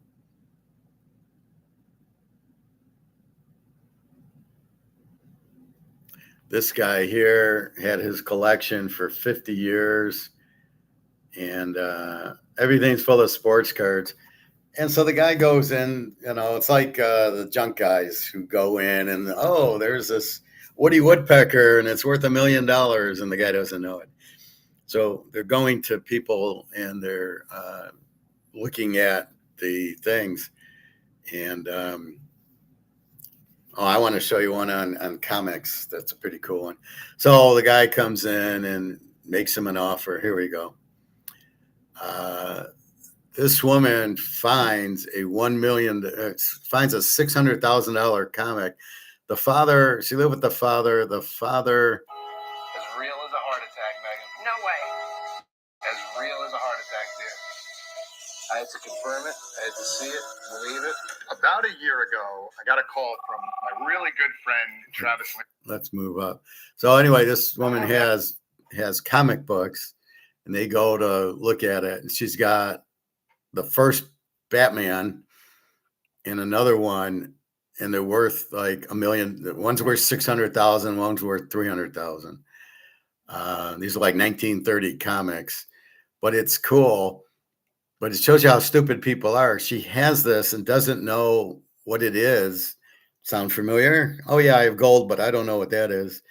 And again, so she should be retired for 20 years with this comic book, and she doesn't. I don't know what it is. So let's watch this a little bit. After this, all right? All right, let's see. King Kong. Wow, look at these early Popeyes. Number 4, number 5. 1936, Platinum Age. 2 years before the creation of superheroes as we know it. Just think of how wild that is. Really? Yeah, because your first superhero is June 1938 with Superman. So 36. Wow. Prior to Superman, there was no concept of superheroes. There were heroes. All you need is a world war to have a Superman. Type characters, military detectives. There wasn't somebody from Krypton with superpowers who could fly. And Sure. It was totally outlandish. Now we got It Trump. was a totally new concept. Wow, these are awesome. Oh, look at the Christmas cover. Oh, Popeye as a character has got to be what, 1928, 1930, late 20s? Yeah, absolutely.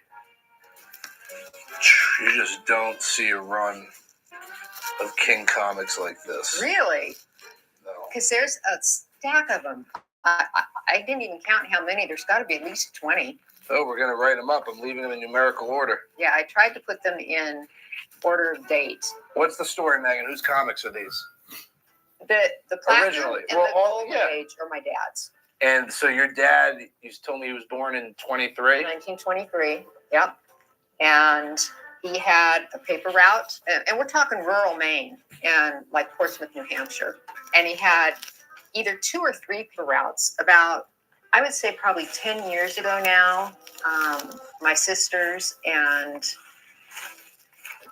my daughter, one of my sister's daughter, my nephew, we all went back with my dad. And I think it was during maybe his 90th birthday. Great Tarzan cover. Okay. You know, the winters were harsh, severe harsh. And so he and his mother would pack up and move into Portsmouth because that's the only way he was able to go to school, because he couldn't get to school from where they were in Maine. So they went into Portsmouth, and that's where he had his paper routes, and he saved his money and He bought comic books. That's awesome. And he bought his first typewriter. Yeah. So he would have been, the earliest book so far is 1936, so he was 13 years old buying these, right? And then as you get into the later stuff, 39, 40, he would have been 16, 17. So the fact that these books are coming out of the bag from a collection that your dad purchased them new off the rack Yes. is mind-blowing. Yes. You know, when we went back to Maine in the late 80s to clean out my grandmother's house because she was going into assisted living. And, you know, we found all these comic books down in the basement. And he said, he goes, and he knew about the comics enough to know, that Superman #1 was the Superman, the book to have. And he claims he had it. The book to have. He claims he had it, and I'm sure he did. And sometime in the 80s, a picker came to my grandmother's house, got down at the basement, and found some of his comic books. Thank goodness he didn't find all of them. The story is that he bought the stack of comic books with Superman #1 in it for $3. Oh, $3. Oh, man. Now we got to go help people customize and save hundreds with Liberty Mutual. Maybe where's the golf cart? $3. All right, a few more minutes. Man. Anyway, he finds this Batman one.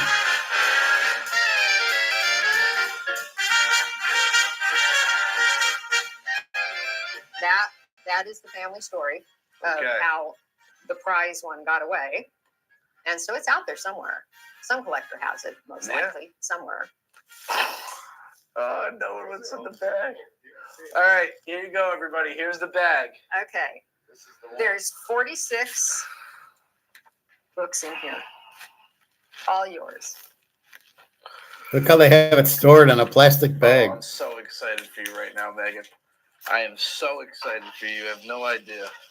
All right, you're going to want to get the over. All right, here we go. Undoing the bag. Okay, wait a minute. This is too good. Okay, I got to do this for my own self. Oh, we got a Superman 8. It's rough, but it's there. Do you know why this comic's so important, I Megan? do not. You're not. I don't. I don't have a clue. Yeah, this is the moment I was waiting for right here. Seriously? Okay, show me the cover. Let me see which one it is that you're... Okay, number 27, May, what is it, 1939? May 1939. Okay. So, this book is the first appearance of Bruce Wayne. Do you know who that is? Oh, absolutely. Who's Bruce Wayne? Batman. This is the first appearance of Batman in comics.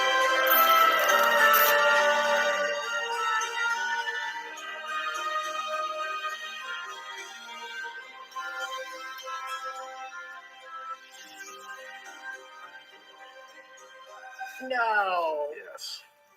Okay, I just got chills. I have chills too. The spine and the cover is still attached. And the fact that your dad bought this off the rack is incredible. And this is going to clean up night and day after pressing. Going to get that curl out, going to fix this edge. Well, all I knew is that the color is really good on all of these. Yeah, like, they're not faded at all. Yeah. Do you have any idea what you think this is worth today? I had to see it to believe it. Not a clue. All right. So I'm going to be conservative with you. Okay. We're going to see what we can clean up. About where do you think it'll land on the grade? I think we're going to be somewhere around, I'm hoping it hits a 2.0. Okay.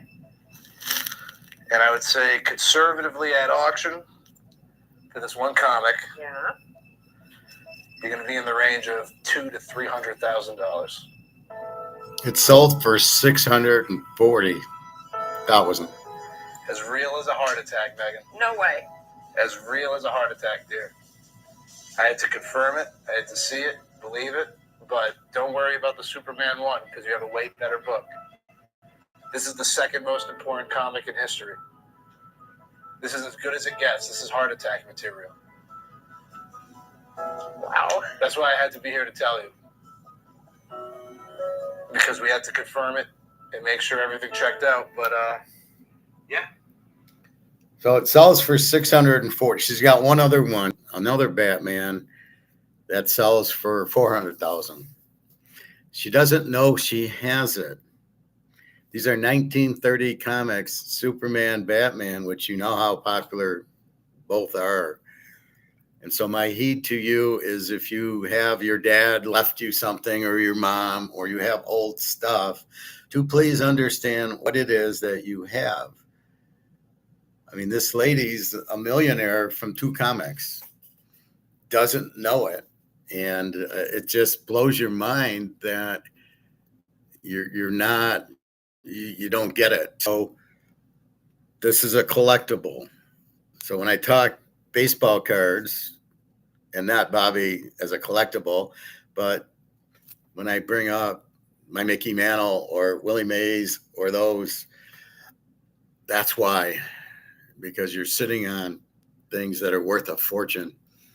And how do you not know it? How does she not? She's had the card since 1937. This is, I don't know, this is 2 months ago. We're in 2026. She's sitting on $1 million of comics that she has no idea. So that's why you need to learn and understand. If you got this collection, you should be sitting there going, what is this? Now, we'll go a little bit more because there's this other comic, right? It's a minimum $200,000 comic. And we're going to advertise it to the moon and back.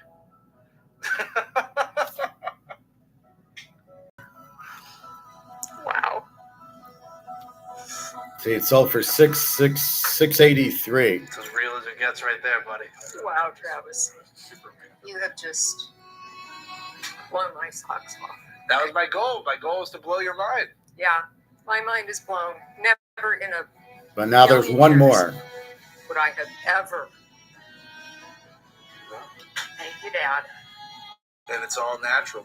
Look at, we can see the bump here. Tell this is as natural and original as it gets. How many would you say population-wise, like this one, Travis, are there? This is going to be the 35th natural copy to come to light.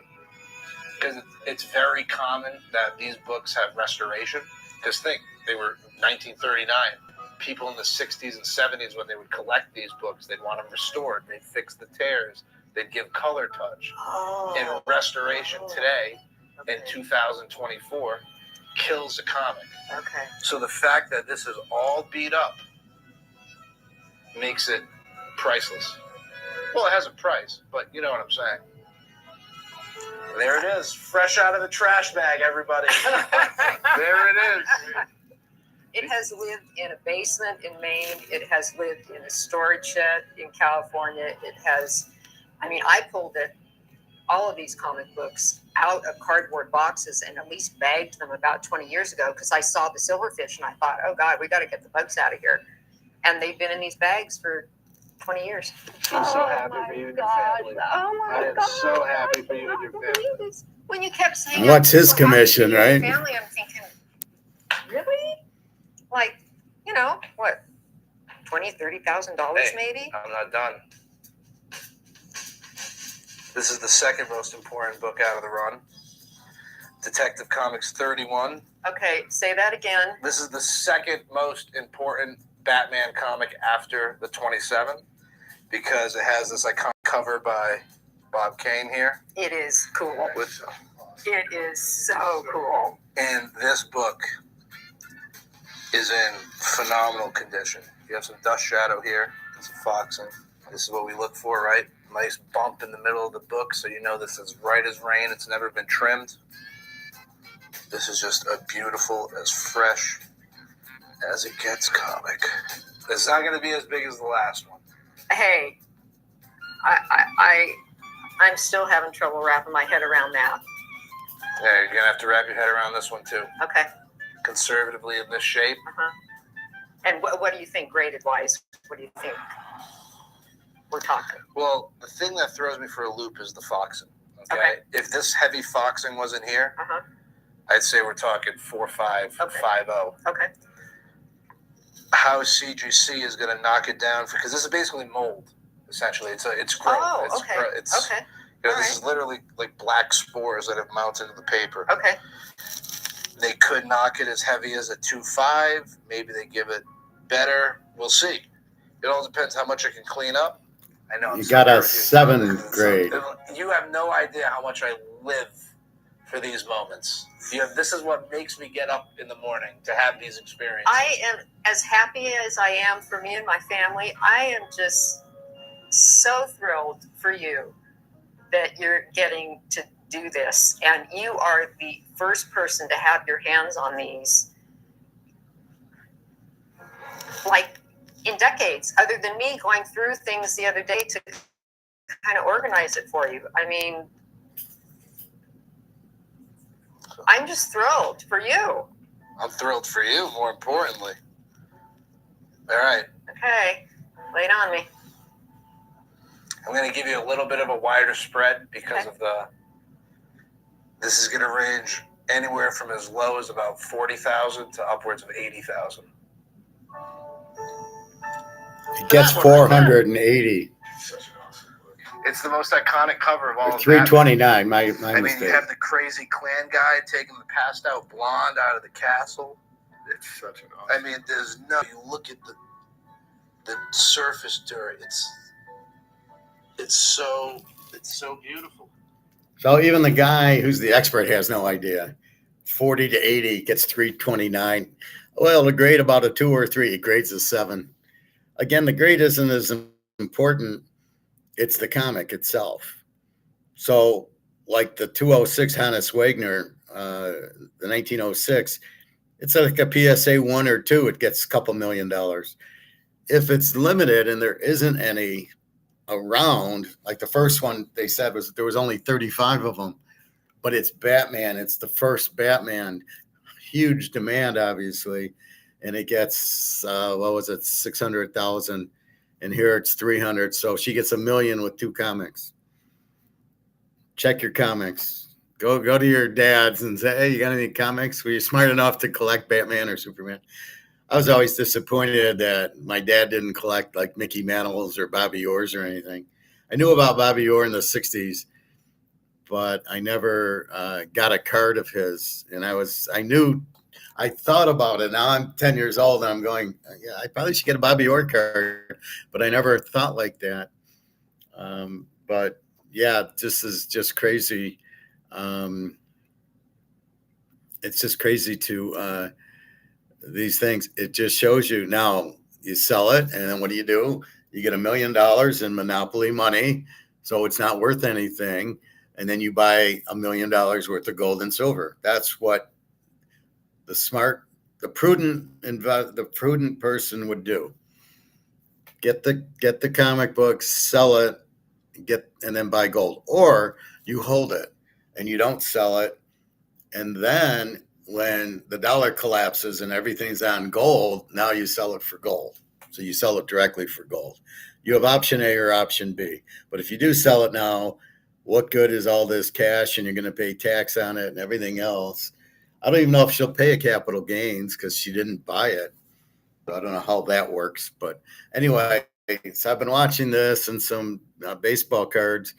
And it's just that. And then one guy talks about PSA and about getting the card graded. It's like $35 and it takes like 4 or 5 months to get it graded. Now one guy opened up and he had 6 or 7 cards, and he got, most of them were 9s, and he got 2 10s. So they do give out 10s. The other problem is with that if the card's been cut and it's not the right size, they won't grade it. So if this card I'm sure came out of the box, is a good card. But if it was way off center and they cut the bottom to center it, they wouldn't grade it. They'd say this is ungradable because this isn't a good card. I don't believe, from what I can tell, that any of my old cards are ungradable, that they've been cut. Maybe, and I just don't know about it, but I don't think so. They seem to be the right size. And I guess the only thing you can do is just, like, I have a bunch of 1965s, Topps baseball. I can just stack them and see if the top and the bottom is the same length and width. Anyway, why are they valuable? Because people want it. There's a market for it. There's a market for these two Batmans. And they don't care about the condition. As long as it's kind of together and they can read it, they don't care about the condition. All they care about is to get that first Batman. And why is it valuable? Because there's only 35 of them that supposedly didn't get refinished. So guys had them and then they refinished them to make them look better, and it ruined it. It's sort of like getting a autograph on a mantle card. You ruin the value of the mantle card because now it's written on, and now it's just the value of the autograph, and the value of the card's worth more than the value of the autograph. So if you start writing on them, you ruin the condition. So because they were in good condition and they were very limited, and the demand was Batman, so you had huge demand for Batman, very limited, 35 of them, and you get $600,000. Even though it's a comic, it doesn't matter. It's a collectible because there's a market for it, because people will buy it. As long as somebody's willing to pay for it, there's a market for it. And it's a legitimate, they got the comic graded, and that second one was like a 7 that said, and then everybody knows it's real and it's initial, it's original, and it's, got, I think, what was it, 700,000 for that first Batman in the comics, right? His first appearance. I would think the first Joker would be $1 million, as long as it's pristine. And I don't know when the Joker came in. I was waiting for him to pull a Joker out, right? But she didn't have the first Joker, or I didn't see it. So is there demand for it? It's Batman. There's always demand for fucking Batman. And for Mr. J, there's always demand for the Joker. If you ever got your chance to get your hands, you're going to a garage sale and there's an old 1930 something and there's Joker, I would probably buy it. And the guy selling it will probably sell it for $5. Like she said, the first Superman, the guy sold it for, got it for $3. He's a millionaire now, probably. So again, the first, it's like the rookie card. There's demand. There's very limited supply, just like gold. There's no supply, very small. So therefore, with a low supply, but now you got huge demand because it's Batman's first Batman, and then it's and the other one, and that's the key to it. So this is 1938. That's what you got. So again, is there a market for it? And the grandpa bought it in the 30s, right in a depression. I don't know where he had a paper route, but this is a fucking depression going on in the 30s. You would have thought he needed the money for food or something, not to buy comic books. But then, as it turns out, he gets the comic book. Had he known what he was doing, he'd have bought 10 or 20 of those first Batmans, because there's probably multiple ones on the magazine rack. But it just shows you baseball cards. 1930s, you get the Babe Ruth. 1940s, you get a Joe DiMaggio. In the 50s, you get the Mantle rookie. It's very, very limited, very low supply. That's the key to it. And then high demand. So you get the Mantle rookie. Everybody wants the Mantle rookie, and it's very limited. Especially, I doubt you can find a PSA 10 or probably a PSA 9. Maybe 6 or 7 is the best you're going to find. That's probably $10 million. So if Grandpa collected something, go through it. And if you don't know, because it's comics, if it's Batman or Superman or the Joker, yeah, you're probably sitting on a lot of money. So go through that stuff. The condition's kind of secondary. That first Batman wasn't the greatest condition. It only got 700,000 because it's the first Batman and there's 35 of them. And who cares what the condition is? it's getting, it was still put together and that. But you're not buying to read it, you're buying because it's the first Batman. So that's what I tell you in sports cards. All these people are buying the new rookies. Don't waste your time. If you're buying sports cards, go into the 50s and 60s and get Koufax and Mantle and Mays and Aaron and Pete Rose and these guys. Don't dick a Clemente. I got LK line. Don't even dick with 80s and 90s. Oh yeah, maybe a Jordan, maybe the Montana rookie, the Earl Campbell rookie, the Walter Payton rookie. I do have that one. I think I showed it before. That's what you want to get into, is things that are very high demand, very low supply. And this is why I keep pushing gold. The demand for gold is huge. The whole BRICS world is buying gold hand over fist. Now they're buying the 400-ounce bars, but they're buying 80,000 tons of gold for China. Why so much? Because they know what it's worth. So they're like buying 50 of these Batman #1 comics. But because they're very limited and there's huge demand for Batman #1, Superman #1, Joker #1, because there's huge demand for these, people will buy it. And because the supply's low, you can't make another 1938 Batman comic. It's gone. So because of that, you have huge huge demand for it, and therefore the price is through the moon. So gold and silver, this is what I keep telling you, the price is through the moon because the demand is huge, but the supply is limited.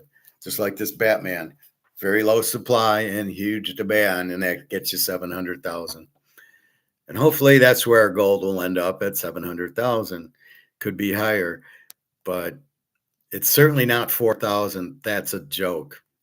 So if we carried Batman to gold, very low supply, very high demand, and you see what the price is. Even on the second one, he thought it'd be 40 to 80,000. It was 300,000. This is an expert in the field, and he has no clue what the thing was worth. What an idiot. So that's why I check eBay, just to look at the things and see, here's what gold's going for. Oh, here's what this Joe Montana rookie card's going for, the Rice card, because you want to see what the market's paying for it. So that's why if you do find cards or comics, something like that, you go into eBay and check it. Now, let's see if that Batman is, let's see if Batman, just curiosity.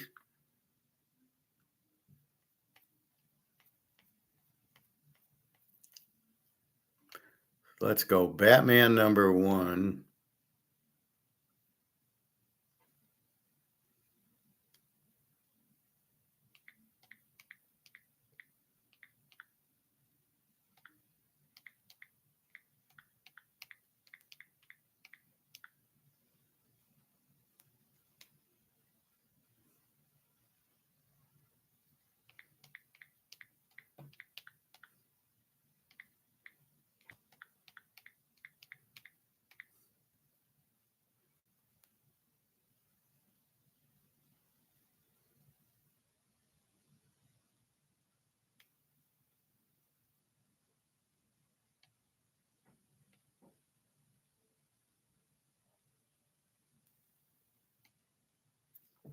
See, these are reprints.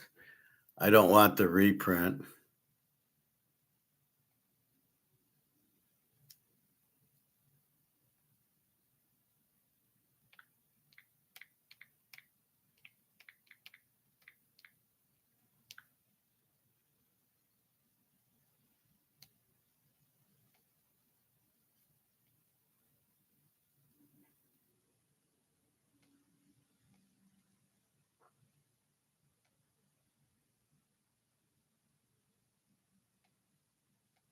Yeah, they don't have one. So anyway, it's hard to check that because if it's probably not selling on eBay and you don't really see the price. So you'd be kind of that. But yeah, if you find something like that, the Joker #1, first time the Joker's in it, first time the Riddler's in it, the first Penguin, the first Catwoman, the first Batman, Bruce Wayne was in it. Those and especially 1930s, you'll need to go to some other place than eBay, maybe. But keep in mind, those are worth a lot. Anything with very low supply, especially in decent condition, you will have high demand because everybody wants something like that. And you're a rich guy. So she made $1 million on 2 comics, both Batman. So there you go. That was the key. The other ones probably had a little value, but it's always go back to Batman and Superman to get your big values. So anyway, so these guys are going. PSA takes a couple of months to grade it. I've seen some guys bitch about it because obviously they thought it was a 10 and they got a 9 or an 8 and they bitched about the grading. And that's it. And then if you do get one that gives you a slip, it says this wasn't authentic. So somebody had cut the card. So therefore it's not the real card. It's cut and they won't grade it for you. So that's what that they'll send you no grade on it. They'll give you the card back. So there's nothing you can do there. So you're hoping that you get the card graded. Anyway, that's about it. So your free play today: San Francisco over 8.5, 2 units. Detroit, Philly under 7.5. That's 3 units. Sanchez against Casey Mize, two good pitchers. Sanchez gave up 9 runs last game, which was a fluke, and look for him to shut out Detroit. They're not going to hit this guy. You'll see the real Detroit team. Yeah, they'll get 2 hits in the game. Football, we looked at week #1 earlier in the week, and I'm still going through my Gray Sports Almanac for my college football, which, I'll try to get through a conference like each weekend and go from there. Gold and silver will be what you retire on. So you retire means you don't have any income. I'm not working. Well, I get Social Security because I paid a lot into it. I worked 50 years. So you paid into it. So you're getting your money back. Real fair. And then, so that pays most of the bills. And then without income, but I rely on my gold and silver for that. And as that should start going up, if it wasn't price fixed so I'm explaining why it's not going up. It's the price fixing. It would be if somebody price fixed the Batman comic and said, "Oh, it's worth $100," and it's really worth $700,000. But there, you don't have price fixing. You have the real value. But what you see in gold and silver is the price fixing. And that was a free market Batman, right? I sell it, and what did somebody pay for it? But that's not what we're doing in gold, and that's why we bitch. Very limited, high demand. Gold should be much higher and will be much higher. They can only hold it for so long, but then that's it. And they can only print so much money. It doesn't have a value. So where's JP Morgan getting the money to print these options? It's like, okay, well, we keep printing and printing. It isn't worth anything. So anyway, keep that in mind. So really, you're going to live on your gold and silver because it will go up in value. So this lady actually was living on the Batman comic without knowing it. It went up in value to $700,000, and then there she goes. So that's what she lived off of, the price increase of the Batman without knowing I think she knew she had it, didn't know what it's worth. And that's the same thing. So gold and silver will go up in value. So that's your income, even though you're not really trying to sell it. Like I said, you sell 1 or 2 ounces. That's it. Let's say you have 100 ounces, and most you're going to sell is 10, or you give away 1 to your kids and 1 to your wife and your friends and stuff like that. And that's it. And that's what you're trying to do. So with that, I will leave you. I'm going to have some lunch, even though I had my avocado. That doesn't count as lunch. That's just a snack. 1 o'clock, I'll go swimming about 3. Looks like a nice sunny day out here. www.teaserking.com gets you, if you want the baseball picks, $25 for a week. And I'm really picking good, even though I have like a 5 and 6 day yesterday and 6 and 7. I had a 7 and 4 day. It's just the pitch. We have the thesis. It's the pitchers. The last 5 or 6 games, what are they, overs or unders? And that's really the thesis of it. And we figured it out, but it's such sporadic that the pitchers are pretty much mostly minor leaguers, except for when you get Mizorowski or Scanes or Cole on Cincinnati or Sanchez on Philly. That it's hard, but there's a few that you can count on, like today, Sanchez. Detroit's not scoring on Sanchez. So once you see that, they're not scoring, so you should get the low scoring game.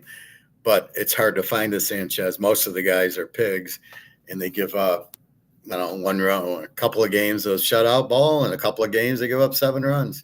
That's minor league shit. And so it makes it difficult. So you hope you line up the pitcher to what he's expected to do, and that's how we go with the other games. Like yesterday, Boston, I don't know if it was the Boston pitcher or the other pitcher, but we won on them. And Atlanta under was Sale against McLeavy for St. Louis, and they both pitched the way they should, and we got a 2-1 game. And that's what you're looking for. So we found the key, the goose laying the golden egg, but the egg's not always gold in baseball. But football, we hit the gold. We got the golden goose there. We figured it out, and I figured it out years ago, and it's just, there it is, and it works. And I got something that's worked for 40 years. So it's not like a fluke or something. It's just stone cold. Boom, you got it. So anyway, I thought I'd bring in that. Tomorrow we can talk a little poker again. These are all investments. What cracks me up about poker is everybody's a pro. I'm a professional poker player. And are you broke yet, or are you going broke? They all go broke eventually, because it's the same thing with baseball. I got pocket aces and it lost, and you can't figure it out. And so therefore you lose the hands you should win. I got aces. I got kings. How the hell did I lose? I got a straight, a flush hits. The river comes, the third club, and he hit his flush and you're sitting on a straight. And you slow play way too much. When you get the pot, take the pot. You got a straight and there's a river card, you go all in. And if he doesn't pay you off, you won. If you slow play it and then he catches the flush, you lost. So, and you're going to pay him off because you got a straight. So anyway, keep that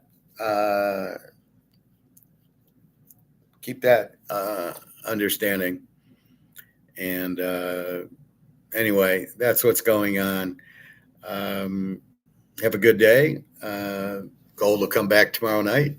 Again, the 24th is 2 weeks away. We should see a physical price in gold. China's promised their citizens they'd keep the price over so much. I don't know if that's 4,500 or 5,000 or what it is, and that it'll keep going up. And they promised their citizens, so they're pissed that it's 4,000, but it's 4,100 now. Monday, my gold store, they were out on vacation for 2 weeks for July 4th, so they should be back, and I'll probably sell it and just hope I get 4,200. It's not a big deal. I could sell a half an ounce, but I don't want to keep running back and forth. This way I'm good for a year, and it gives me a year to get 7,000-8,000 before I have to sell 1 more ounce. But really, I'm not looking at that. The gold I got, if I had 100 ounces, I just use that as an example, I would not at least 90 I'm not selling. I might sell one, take a nice vacation, buy an island in the Caribbean, because the gold will not be in the wheelbarrow. The wheelbarrow will be this shit. This is your wheelbarrow. Okay. You'll have a wheelbarrow full of this, and you'll have a wheelbarrow full of this to buy milk and cheese. Not gold though. You will never have a wheelbarrow full of gold.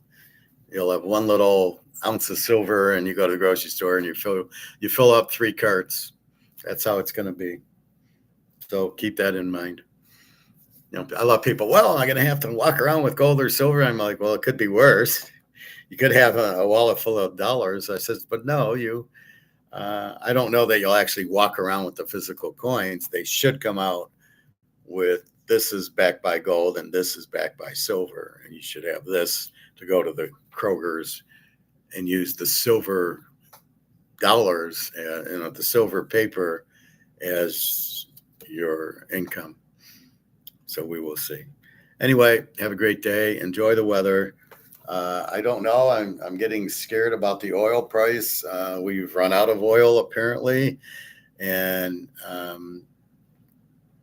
don't know if Trump is the stupid or he's doing it on purpose. I don't know, but we're running out of oil, and that oil price is going to shoot up. So enjoy the 380 oil gas that we have right now. But I think we'll see at the end of July, in August, we'll see what it costs. It will go up because there's a shortage, and it's not inflation. It's a shortage. So anyway, have a good day. Just keep your eyes open. The dollar, this is worthless. So if you have a comic, you got a Batman comic, I would just, you can keep it, and you don't have to sell it now. You don't have to panic and sell and get dollars because there's not a lot of buyers out there. You're better off just holding it, and you'll always be able to sell it for gold. Right? Well, I got 3 ounces of gold. How about if I give you 3 ounces of gold for the magazine? You go, yeah, sure, that's fine. So you'll always be able to trade in gold. So don't run and panic going, oh, I got to sell it now, because most people don't have the money and they're not interested in buying comics. They got to buy food and clothes and energy, and gas will be much higher. So be careful of that. All right, that's it. www.tjking.com. Have a great day. Enjoy, relax.